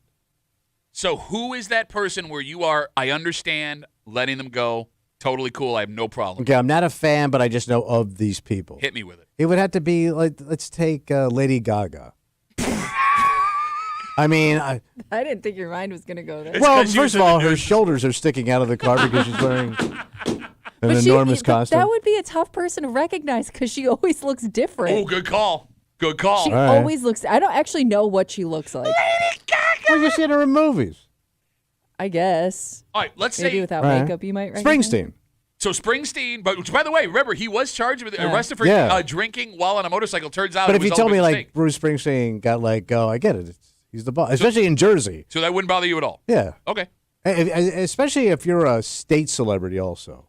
Oh, so that's your hometown. Like you represent your state. Yeah. Well, I mean, you would think if this were to happen, that would be the more likely scenario because you don't want your community to look bad. Right. Because this person, and you don't want everyone in your community to hate you. Mm-hmm. Not that it should happen. I don't know if there's any. It would still bother me. Kimmy, if you found out Taylor Swift was pulled over for a DWI 9 months ago and they put her in a cab and sent her home, would that bother you? You know what? I think almost the bigger celebrity you are, the more it's going to bother people. Oh. Because then it makes you look completely untouchable. Okay. Not to mention there's that argument people always make, like, how can you not afford someone to give you a ride home? That too. Drive you around. Like, it is interesting, like, the level of celebrity, the expectation versus what actually happens. Because don't forget, last summer, Justin Timberlake, oh, yeah. who at one point was the biggest star on the planet, was arrested for DWI. And the kid who pulled him over was so young, he didn't know who he was. There was that famous line. He was about to go on a tour, and he goes, this is going to ruin the tour. And the cop was like, what tour? And he looked at him and said, the world tour. I'm always amazed at like guys that even back in the day that got arrested for like they didn't get a pass. For example, Mike Ditka, who was at one point like after the '86 Bears and all that thing, he got arrested for drunk driving. Wait, where? I forget where, but it was after he'd already had his. He was a celebrity. Because that also makes a difference. I think you should get a pass if you get pulled over in the city you got famous in. He may have gotten pulled over in Chicago. Can you Google that story? Yeah. You say because he coached the Saints after that. Right? Oh, yeah, New Orleans. Yeah. Not that you should, but I'd understand. No, I knew what you meant. Yes, I I just know wanted it to make sure sounded you were bad. clear. Yes. So Johnny Carson, after I think right after he retired, he got arrested for drunk driving. Really? In his Corvette. Ooh. And I don't think there's a bigger celebrity at the time than Johnny Carson. Everybody knows who you are. You look like it. Okay. Looks like it was near Chicago. So think about that, Mike Ditka, the king. This is pre-Jordan, I think, really, right? And that's even back in the day when like a lot of ones looked the other way. Yeah. So it was when he was 45. Wait, that must have been pre-86 Bears. No, I thought it was. I thought it was after October 15th, 1985. Oh. All right, so by the way, you got me saying 86 Bears now. It's the 85 Bears. It happened during the season? Yeah, and that was the season. Oh, my God. In October. So think of that. Could you imagine today if an NFL coach mid-season was arrested for a DWI? That guy's fired tomorrow. Oh, yeah. And that guy won the Super Bowl. Yeah, and he was the toast of the town. How is that not part of the 85 Bears? My dad played on that team, and I didn't know that story. Yeah, but your dad knew how to pull a couple of moves. Your dad knew a couple of guys. 252 WCMF. We started this conversation. Buddy Valastro, better known as the Cake Boss from the TLC reality show, was arrested for a DWI Thursday morning. When pulled over, he told the police, quote, I had a couple of drinks. You can't arrest me. I'm the Cake Boss. That's such a thing a guy named Buddy would say, too. Because every buddy I've ever met was an arrogant dick. Do you look at him as arrogant for saying that? Oh, absolutely. Because he didn't say, do you know who I am? He established who he was. But your show is a joke. Like I think you're forgetting how big it was. Yeah, at no, the she's time. right. I understand that, but 50 years ago, baking cakes didn't make you a celebrity. But I think that's what makes you it more made of a celebrity. You full of flour. You made cakes famous. You made those. I get it. I don't know. Yeah. I kind of. And it was like the Sopranos owned a bakery. You know, he had that kind of attitude. Yeah. By the way, I still think you're making cakes didn't make it famous takes bad. Betty Crocker, ever heard of her? By the way, busted big time in the 30s. No kidding. For what? Oh, yeah. I'm going to say. Selling her buns. You know who bought him? Who? Mike Ditka. Mike likes a good bun. He was 4. It was a very sad story. Very deeply disturbing, sad story. No, I mean, I don't mean to sound like. I mean, you're a low-end So celebrity. did this man. happen That's all the way totally- back in 2014 So too? Or is this a different? No, I think he's been busted before. But that would have been in the story unless this is coming, unless it's now just coming to trial. Unless there's two because- characters on the show that got popped. Yeah, it says The date on this story is May 2nd, 2025. It happened. It says it happened last week. Unless something with this story is wrong. maybe because there's an article from 2014 Where he got arrested for a DWI? and where he's No, that was Betty Crocker's grandson. And this is where he says, "You can't arrest me. I'm the cake boss." All right, I don't know why it's coming back around again. Oh. All right, well, look, if we have made a mistake That's right. that he was accused of a DWI when it did not And actually that would have been happen. like the height of the show too. I mean, I got pictures of him sitting with a Yeah. cake that says 2025 on it. Well, I would like to deeply apologize to the cake boss if we have gotten this story wrong, because we don't want to hurt this guy's At least I reputation. know there's a cake boss and what he does.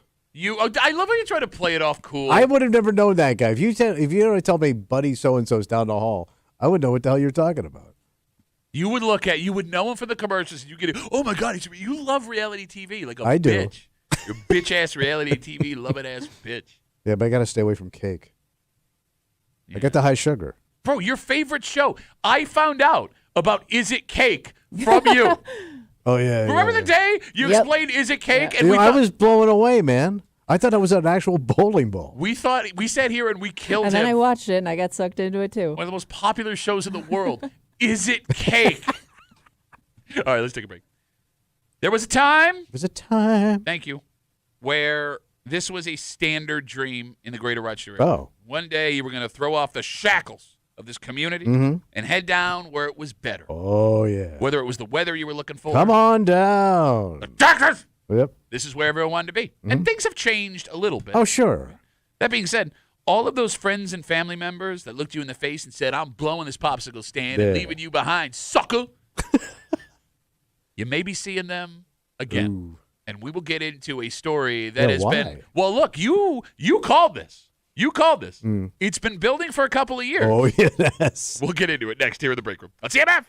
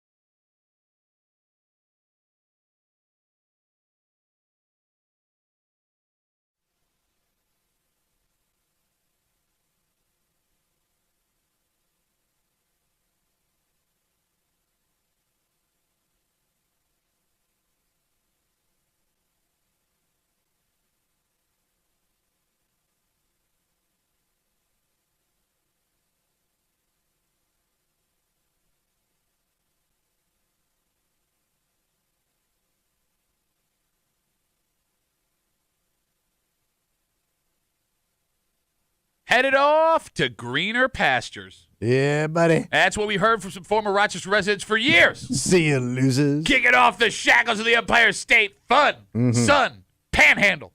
Well, you can golf year-round, that's play right. tennis, fish. Check out this sunburn. Mm-hmm. All of a sudden, things aren't so good. Yeah, what happened? Some would even call them bad. Oh.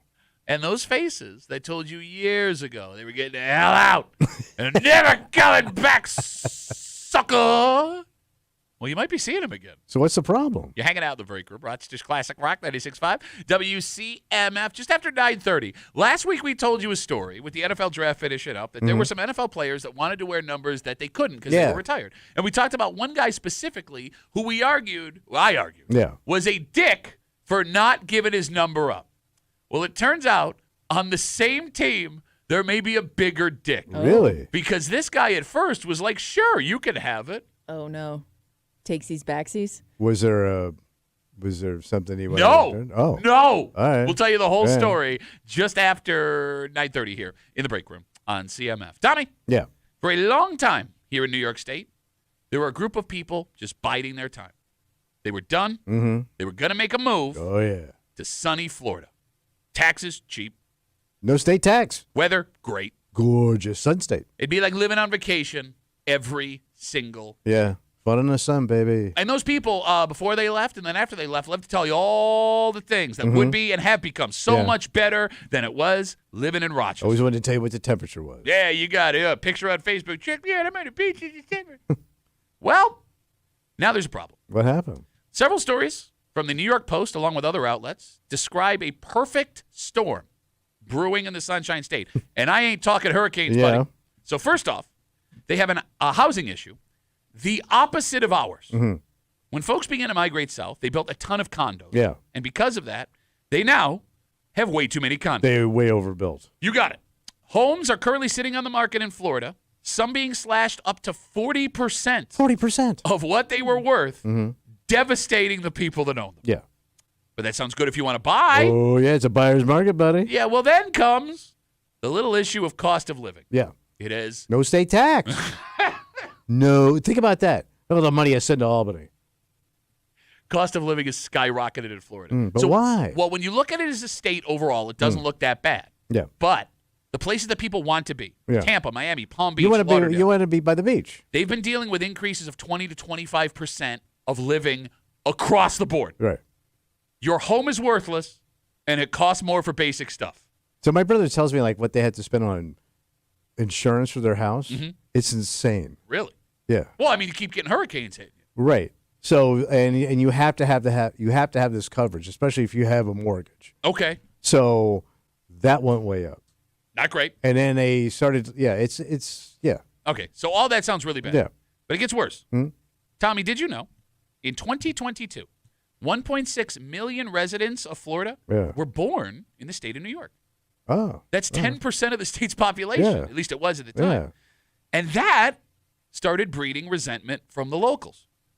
Folks from Florida, as all of these changes started happening, looked at them as the reason why. Mm-hmm. And folks from New York have reported being shut out by their communities, being told to their face they don't belong there, facing pushback from the people who were born and raised in Florida. And there are several stories that you go find yourself. We don't have time to talk about all of them, where cars with New York plates have been vandalized or had letters and flyers left on them telling them in no uncertain terms, go back to where you came from. Go back to Yankee Town. Now, Tommy, you kind of went through this when your father moved down from Jersey. Yeah, but here's the thing. Like, when we moved down to Florida, the people that were there had been generational Floridians. Okay. You know what I mean? They were born and raised. Almost everybody who lives in Florida now came from someplace else. You know what I mean? Like, the migration to Florida started in the 60s. Yeah, but here's the thing. But now they think they're Floridians, even though their grandparents came down the same way and got the same treatment. Now, look, man, once you're past two generations, nobody considers where they came from anymore. Yeah. Come on. But we're all from the same boat, you know what I mean? No, you're right. The bottom line is this. Yeah. A story in the Hudson Valley Post shows that a chunk of New Yorkers who have gone to Florida already are coming back. Yeah, the dream ain't so dreamy. And people who forecast this kind of thing predict that there will be more New Yorkers coming back. Mm-hmm. So let me ask you this question. And I open this question to everybody listening. 252 WCMF 252-9263. if those friends and family members who went off to Florida to find greener pastures come home again, are they welcome with open arms?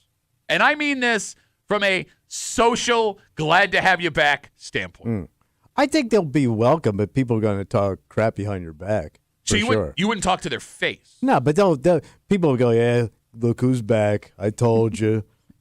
I have a family member that did it twice. Wait, went down, came back, went down, came back? Years ago, went down to Florida, came back home. Okay. Then went back down to Florida for a few more years, and then came back home. It's weird. Like they can't stay away completely. It's hard to tell how folks in the greater Rochester area feel about friends and family who leave. Because, I mean, I'm sure there's part of people that go, wow, that looks like a great adventure and a lot of fun, right? But then again, I mean, they are telling you where you live sucks, so I'm leaving. Do you hold it against them?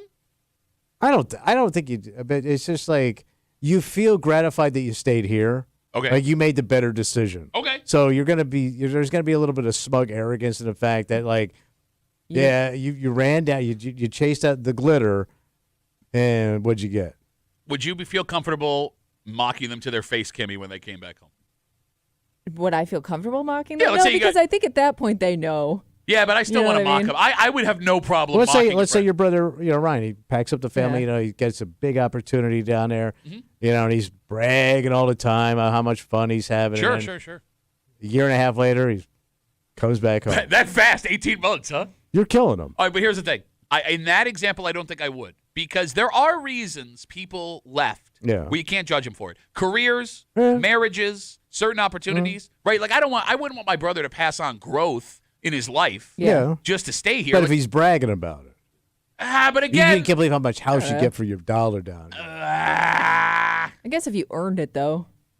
Yeah, either way. All right, it's the folks who look for the job to leave, not the folks where the job comes to them and gives them an opportunity. Does that make sense? Yeah. Right? I mean, most of the people that headed to Florida that I knew, it was retirement time. They were tired of the property taxes. They were tired of all that crap. They were just going to Florida to just enjoy their money. They did the whole South. Like the Carolinas blew up the same way. Sure. But here's the thing, Kimmy. There was and I don't know about your personal experience, I have a large, relatively chunk of people my age that I went to like high school with who in their mid-20s decided they were going to Florida. But yeah. And that's where they were going to live. That's where the opportunity was. But like, here's the thing. It always was retirees. Yeah. But now, and it wasn't even like they didn't have jobs. Like they didn't have any, they just like, this is where I'm going to go and I'm going to figure it out here. Yeah, I'm out of here. And Florida was full of those people. Ever since I was a kid, it was just people that they came down, but they had no plan, but they just knew this is where they wanted to be because it looked nice. And those people now run the state. People that had no plan. I mean, the younger people that I know that live there, they did move down there for work. And it wasn't like they were looking specifically to work in Florida. That's just where the job kind of took them. So I don't know anybody that like just under the age of like 50 that moved there just purely for Florida. Right, that stayed, I should say.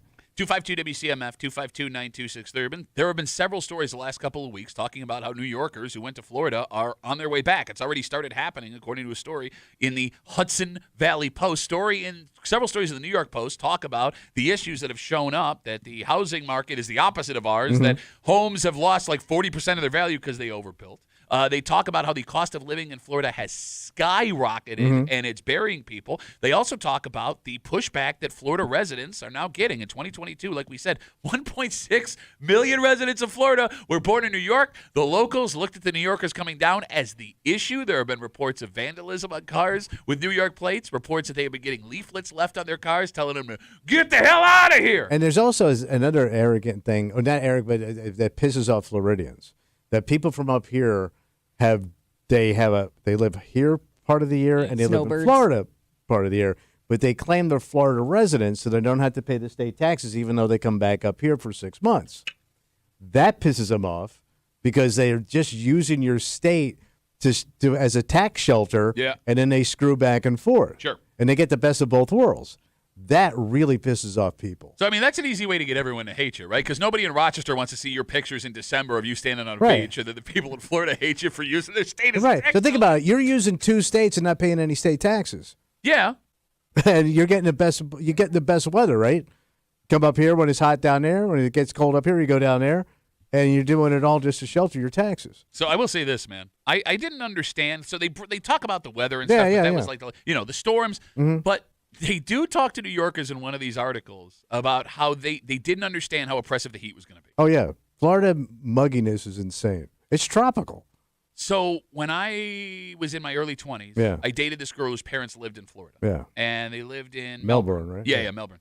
And I went down there in August. Mm-hmm. Oh, God. And I had... And there's a reason why flights are so dirt cheap to go to Florida in August. I didn't know the world could be that hot. Yeah, and it's a heat you can't describe. Yeah, you're right. Like, we went to the zoo. Yeah. On, in Melbourne, right? And there are pictures of me at this zoo. And I look like I just got out of the shower. The humidity. Kimmy. Oh, yeah. It was misery. Misery. Why would you subject yourself to it? I know. Like, I will take 0 and snowstorm over what I experienced that week in Melbourne. But you also hate warm weather, period. Kimmy, you don't understand. But the old people love the heat, you know what I mean? Because they're always cold. It's like my parents always kept the house at 85 degrees, but they were ancient at that point. Okay. But you're right. Like, yeah, that heat is brutal.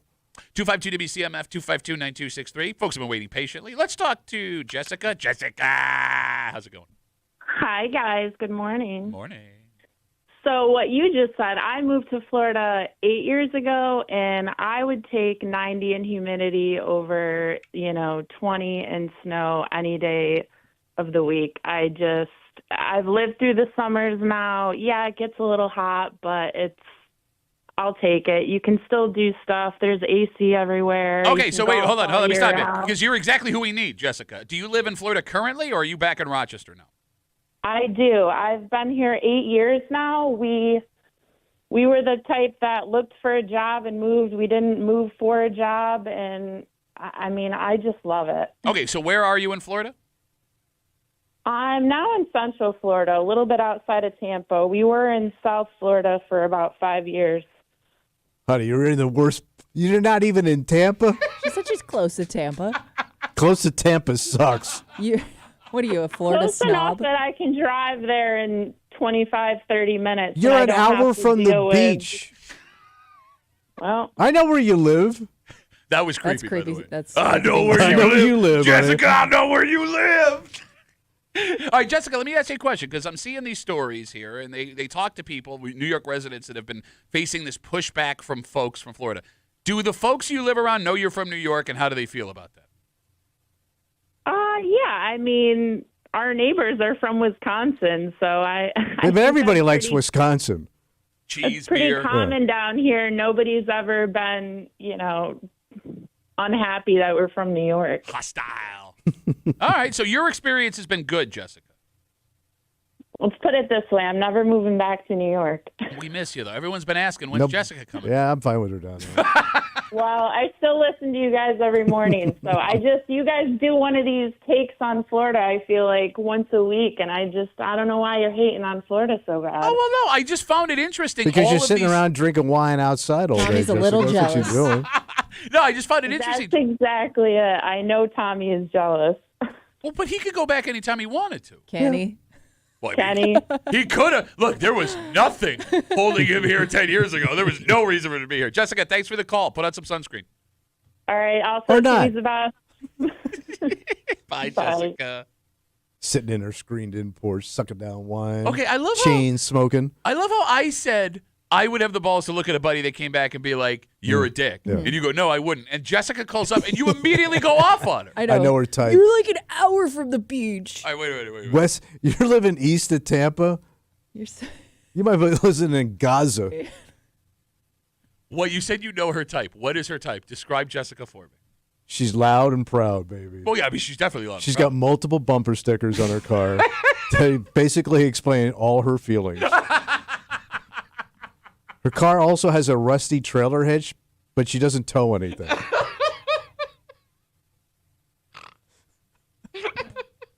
No, it's funny. What? The second she said, "Kimmy, I live outside of Tampa." Oh, I knew we were going to get judgment Oh, from no, the no, man no. in the chair. It was that one specific place, because you think Tampa's one of the trashiest places. I spent a summer in Tampa before I moved up here. It is one of the worst experiences of my life. And I was poor in a lot of cities. That place sucked. Never. It's the only city you can go to a strip mall and get a sub, an HJ, and buy antiques, and you don't have to move your car.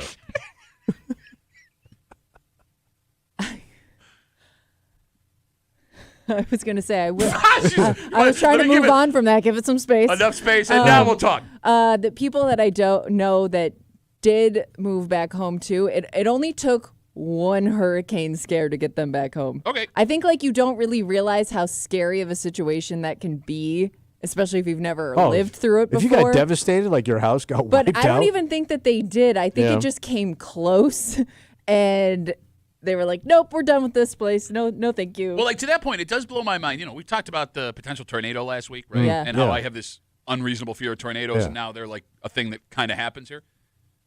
I don't understand the idea of building a life, right? A home, a family, connecting with putting down roots. Yeah. Mm-hmm. And then all of a sudden, you have the chance that it's gone. It's all gone. Oh, yeah. It's wiped out. And then you are not back to normal life again for months. Oh, it could be a year. Best 2 case years. scenario, right? Mm-hmm. As bad as the snow and everything sucks here, right? There's almost nothing short of a house fire that is going to do that to me. Well, the other thing is, a tornado will wipe out a neighborhood. A hurricane will take out a county. Right. And, that county may not come back for a while. I think that there is a very important lesson here that everyone should have known from Stay away from Tampa. Well, again, we're talking about all these stories that have come out over the last 2 weeks. Folks from New York that are looking to come back to New York after moving to Florida and all the reasons why. Look, of course, the state of New York, Rochester, they got their problems. Oh, yeah. And it can feel like those problems are massive because we're surrounded by it here every day. Mm-hmm. You see the news, talk to your friends. Social media is a hellscape. But, Tommy, like you just said, every place in America has problems. Yes. And if you look at a place that you've never lived before, of course it's going to feel like it doesn't have the problems where you are now because you don't live in that place, right? You don't talk to the people that live there. Yeah. And the bigger problems you have with places like Florida and the Carolinas, where people from Rochester go, is the folks that move down there you do talk to may not be completely honest with you. Of course not. Because they don't want to look dumb for going. You don't want to look like a failure. Exactly. So, you could say, well, I talked to XYZ, and they said they're having a blast, but they don't want to be like, don't come, because that makes me look stupid. But there's a big difference between having northern problems and southern problems. What do you mean by that? Southerners don't realize they have problems. That kind of seems nice. It does till you look at them. And you look at their kids, and you look at their house. Okay, now you're being a dick. No, I'm not. I am not. You're insulting everybody. Southerners don't realize what they're standing in. You are that guy. I was born in the South. That's what I'm saying. Not proud of it. You were born in the South. You were born in Jersey. I know. Yeah, South Jersey. Right? No, I don't think people that live in the South. And to Kimmy's point, not all. What you're describing doesn't sound that bad. Just kind of living in your own world. You lived in a kind of a South in West Virginia. I know. It's a north-south. I mean, that was a Virginia that broke off so they wouldn't have to be part of the South. Yeah, kind of. But West Virginia's got some. Yeah, but you got some. And even Ohio's got a little south in it. Yeah, no, South Ohio. Yeah, you can hit some pockets of Ohio and you go, God damn. Look, the bottom line is this. What's that? The point I'm trying to make. The grass isn't always greener on the other side. Always true. It's green where you water it. Mm-hmm. And you do the best when you make the effort. Right. And moving everything south doesn't guarantee a better time when you have to fit in with a culture of people that you've never been around. And I think that is the most important lesson here. Okay. Is, you talk to Jessica and she's got neighbors happy as a clam. But she's got neighbors from Wisconsin and everything. Yeah. I don't think people understand. This country is so big. Mm-hmm. How different every 300 miles. Oh, we're very diverse. Yeah, the culture is. Just New York alone. You got it, yeah. right? You go end up, North Country versus Rochester versus New York City, right? You drive 4 hours west towards Ohio, it's a completely different world. Many Americas, Pat. There really is, right? Like I've always said, if this was Europe, there would be 27 countries attached to all of this with different languages and customs and foods and things like that. You may not just fit in like a puzzle piece the way you think you're going to. All right. And the way you have to fit in may not make you comfortable. Just stay away from the heat. There you go. All right, we'll finish it with this. Kevin writes us on Instagram, Duffy on WCMF, the easiest way to get us. Couldn't agree with Tommy more. Tampa sucks.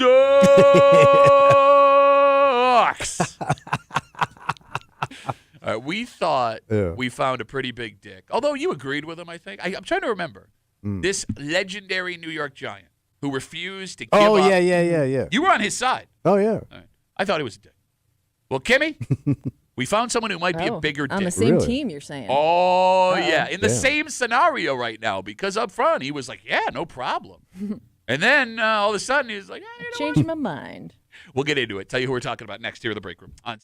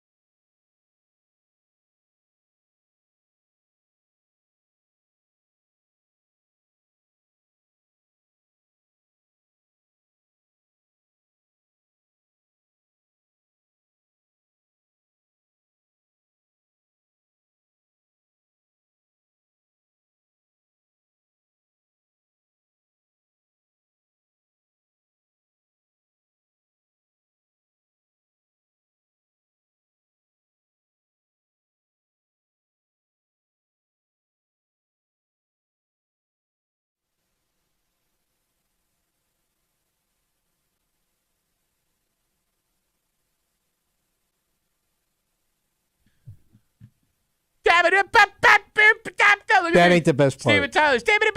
It's very hard to do. Why? How did this guy manage to make him look worse? Make himself look worse than the guy who looked really bad last All year? right. You're hanging out in the break room. Rochester's Classic Rock 96.5 WCMF. So it was exactly a week ago at this time. We were talking about the NFL draft, and two very unique things happened. Whatever. Cam Ward, first overall pick of the Tennessee Titans. He wears number 1. He has worn number 1 his entire career. He wanted to wear number 1 for the franchise, but that number was retired for Hall of Fame quarterback Warren Moon. In an amazing show of, welcome, Yeah. Warren Moon showed up at the press conference where he was introduced with his number 1 jersey and unretired it so Cam Ward could wear it. That's a class guy. Very class move. And Warren Moon, according to all reports, is that kind of guy. So something similar was happening with the New York Giants. Abdul Carter, the defensive end, edge rusher, wanted to wear number 56. And that number was retired in New York for Hall of Famer Lawrence Taylor. Yeah. He asked Lawrence Taylor if he could wear it. And Lawrence Taylor was like, nah. Now, here's the thing. Taylor wasn't a dick about it. Yeah. He said that he wanted him to make his own history. Make your own name. Yeah, there you go. All right, so here's the thing. Right. Having caught up on that story, Abdul Carter wore number 11 at Penn State. Right. That number is also retired with the New York Giants. Do you know for who? Is it Carl Banks? No, 11. Oh. Kimmy, you want to take a shot? I'm not sure. Oh, you going to sneeze? I was going to sneeze. All right, Kimmy's going to sneeze. Hold on. Stand by. Now she's not going to sneeze. Now you're not sneezing. No, now. I don't know. I'm not sure who. Phil had Simms, 11. quarterback Phil Simms. Simsy, the Carl Banks of the offense. Now, you made all those leather jackets. Yes. So Phil Simms was not asked for the number. But in a podcast, right after Lawrence Taylor said no, he was asked, would you give up 11? And he said not only would he said it would be an honor to see his number on the field in New York again. All right. Well, no. Something changed. Oh, no. Now, it's unknown if Abdul Carter asked Phil Simms if he could wear number 11. But a few days later, Phil Simms came out publicly and said he changed his mind. Oh. He doesn't want anyone wearing the number 11 for the Giants After ever he already again. said it publicly. He said you could have it, and then he pulled it back. All right, let me ask you a question. Somebody talk him out of it? So he says his family outvoted him. Oh, so his family, they're the dicks. Okay, but that could also be something he said after he realized. He throws his family under the bus, which makes you an even bigger dick. It does. All right, Tommy. Yeah. You sided with Lawrence Taylor last week.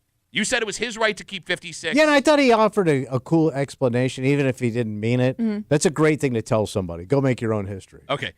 That being said, Phil Simms, is he a dick? Yo, absolutely. Okay, why? Because you said it, and then you taking something back. Yeah. My father was that guy. He would give you something and want it back. Okay. It's the worst trait in a personality to me is to be that guy. And you're that guy, man. The funniest part about this, it's a totally unforced error. Nobody legitimately asked him for it. He goes, you can have it. Then comes out and goes, nah, never mind. And I'm surprised. I didn't think he was that kind of a guy. Can I tell you a story? Sure. Okay. I already knew that Phil Simms was a massive dick. That I did not know. All right, well, I know on a personal level that Phil Simms is a massive dick. I'm sorry, go ahead. But side note, you had to know, if your number's retired, you have to know eventually you're going to get asked that question because eventually somebody's going to come along and want that number. There's going to be another star that wants that number that's coming in. So you've probably had time to think about it. I would think. Have a plan. Okay. But anyways, back to your story. So right off the bat, Phil Simms should not have his number retired for the New York Giants. He is not a Pro Football Hall of Famer. He will never be a Pro Football Hall of Famer. And yes, he won a Super Bowl with the Giants, but backup Jeff Hostetler did the same thing with that roster over the Bills in the Super Bowl 25. The defense won those Super Bowls. Okay. Phil Simms only made 2 Pro Bowls his entire career, and Bill Parcells benched him multiple times. Oh, really? So, that aside, I was 16 years old. So, fun Duffy family fact. Yeah, what's that? I took my family to the Thanksgiving Day game in Detroit. Yeah, I remember, yeah. And I had experience with this because every year when I was a teenager, my dad would take, starting with me, and then when my brother got old enough, us to Detroit for the Thanksgiving Day game. Didn't matter who was playing. We were going to go watch the game. And my dad did this because he didn't want to have Thanksgiving dinner with his in-laws. Yeah. So he painted it as, I'm having experience with my boys. Right. We would stay the night. And you benefit. You got it. Yeah. We would go to a Red Wings game the night before. It was a great experience. One of the favorite memories of childhood. So Phil Simms, working for CBS, was the color guy. Yeah.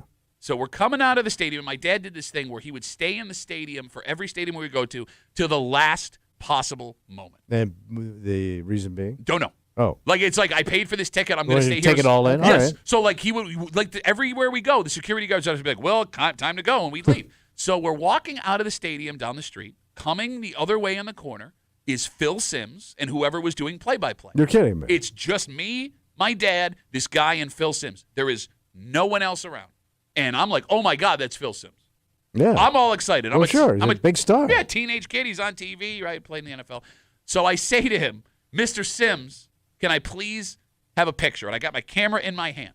And he looks me up and down, and he goes, no. And he keeps walking. So he stopped, acknowledged you. Stopped, looked me up and down, no, kept walking. There is no one else around. And, like, here's the thing. I get the argument. Like, if I stop for you, I got to stop for everybody. I would have understood. The reason I asked is because we were alone, and he looks me up and down and goes, no. And I remember thinking at that point, I go, wait a minute. You're Phil Simms, right? Like, I mean, I was You excited. had that realization as a child. Like, I was excited up until he said no. And I go, wait, why would... It's Phil Simms. Was Dandy Don Meredith not available today? I just want to point out, what was it about you as a kid that these guys didn't feel any guilt saying no to your face? So most of... Because you've had multiple interactions You must have looked like a with little NFL panhandler. players where they were just like, get this kid out of my face.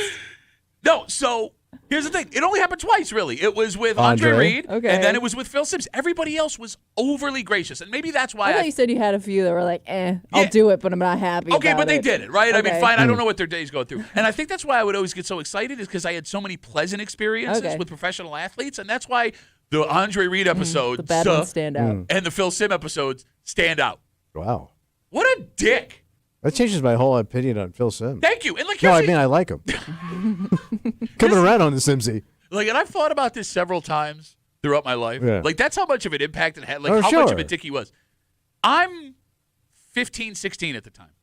I was not alive for prime Phil Simms. Yeah. And he would have known that looking at me. Mm-hmm. So the fact that I knew who you were and were excited to meet you should have meant something Yeah, to you. building a little fan base for the future. You know what I mean? Yeah. Like, I've met other, like, Bills players that I know just from reading about them and watching, video from the 60s Yeah. and 70s. And every time I would meet them, they were overly excited because someone remembered me. Mhm. I told that story about Bills AFL Hall of Famer Billy Shaw. Oh, yeah, yeah. Right, that guy could not have been more gracious. And, like, really? Phil Simms? Phil Simms? So, yeah, this is so on Simms' brand, bro. I did not realize he's not in the Hall of Fame. I always thought he was. He wasn't that great a quarterback. So New York has never really had a great quarterback. 'Cause you The can't even- Giants? I mean, even the They- Jets. I mean, Oh, New Namath York had and one the good season, but they said he's like one of the most overrated quarterbacks of all time. Shouldn't be in the Hall of Fame, more interceptions than touchdowns. But That's what I'm saying. So they've never had like a dominant quarterback. Eli But he- Manning won 2 I Super mean, yeah, Bowls. you But can't- it's he hard won to one as a deny 9-9. I mean, Still they. Yeah, won one. 8 and 8. And he was Pretty- there for a long time. Yeah. Hold on. There's got to be a. Is there a Hall of Fame quarterback for the New York Giants? Eli would have to be your greatest quarterback. Y.A. Tittle. Yeah, Way no, back in the day. He got shot in the head though. Shut up. Did you see that bloody? There was a scene right when he got shot in the head right in the field. Okay, Tommy's talking about like the most famous photo of all Of time all in time. NFL history. When they assassinated Y.A. Tittle. They did not assassinate. Yeah, the commies wanted him dead, man. Okay, we are deep in the weeds now, pulling Y.A. Tittle black and white photo jokes. You brought him up, man. Well, you asked me to think of it. That's the best New Y.A. York quarterback I can think of. Y.A. Oh. Tittle, who, by the way, autographed mini helmet I have at home. With the bullet hole? 252 WCMF. I hear it's a whistle. We started this with Phil Simms announcing last week on a podcast that if someone asked him to wear his number 11 again, which was retired in New York, he would say yes. Then later that week in an interview, he goes, hey, you know what? I changed my mind. No one can wear number 11 ever again. Kimmy, what do we got over there? Oh, I thought you were looking up something. No, it just is giving me famous New York Giants, not necessarily quarterbacks. Okay. Got to do some more research. I mean, look, Duffy on WCMF, just for the off-mic argument's sake. Yeah. Who's the greatest quarterback between the two New York teams of all time? It would have to be Namath with the notoriety.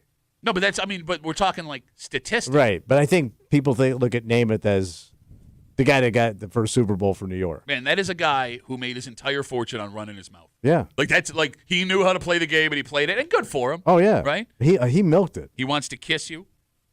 Yes. Still alive, trying to sell me reverse mortgages, too. Yeah, I mean, the biggest names they say for New York in general, Phil Simms, Joe Namath, Eli Manning. No Y.A. Tittle? Y.A. Tittle's up there, bro.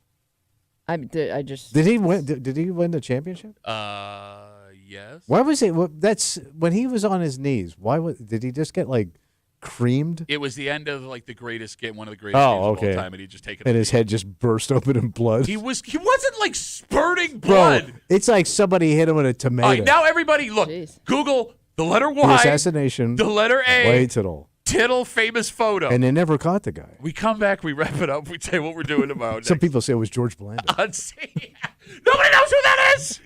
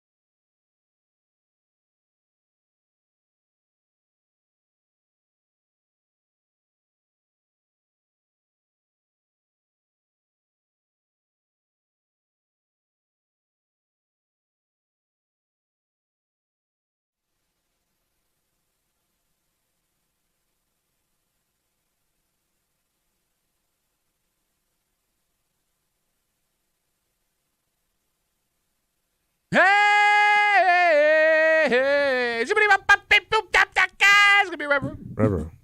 Sure. You stole my bit. Oh, I'm sorry. I got a bit where I go. I say long words too. You took my bit away. George Blanda killed my too. God, this show sucks so hard. It's going to be a Rapperoo for a Monday here at the Break Room on CMF. That makes tomorrow a Tuesday. You know what that means? Oh, yeah. What's Kimmy doing in your hood? Kimmy's got her post in the neighborhood app. She's going to read it out loud. Tommy, this is great. What? Well, you won last week. That's right, buddy. I forgot. Yeah. 4-star general now. Yeah, that's right. King Tomas, they're saying out there. Yeah, but there's one thing you forgot. He's going to absolutely get himself disqualified. You go last tomorrow, bro. That's fine. No, it's not. I get to see the whole field, baby. You will lose focus the second she starts reading because you can't pay attention. Because we tried to do this, Kimmy, remember when we drew numbers when people said it was unfair, we went first, right? And you kept asking me, I'm not going to tell you. You got to pay attention tomorrow. I'm not changing the rules I'm going to pay attention. You're not going to. You're not going to. Well, when have faith in me? When do I ever have faith in you about anything? Never. Never. Never before. As George Blanda. We got to get out of the way. Hey, Bill, no. Damn it! Where are they widen? Just after 9 o'clock tomorrow here in the break room on CMF. For Kimmy, who did her best to try and get us fired, and we did a pretty good job today not taking the bait on what she said out loud. Yeah, I didn't say anything. We were talking about breaking down trunks. Yeah. What's in your trunk? Yeah. And you said Tommy was all up in your mom's trunk. Well, isn't everybody? For God's sakes. She got a trunk like a caddy. God damn. She plays a victim so hard and then comes around. Zing. For Tommy Mulane? Yeah. The trunk master? Who, the only way he made it on the road was with a full trunk. Right? Like, I mean, that was the only way you were going to get from show to show. Well, you got to have a full trunk. Fill that trunk that up. baby was packed in there, too, bro. Tight.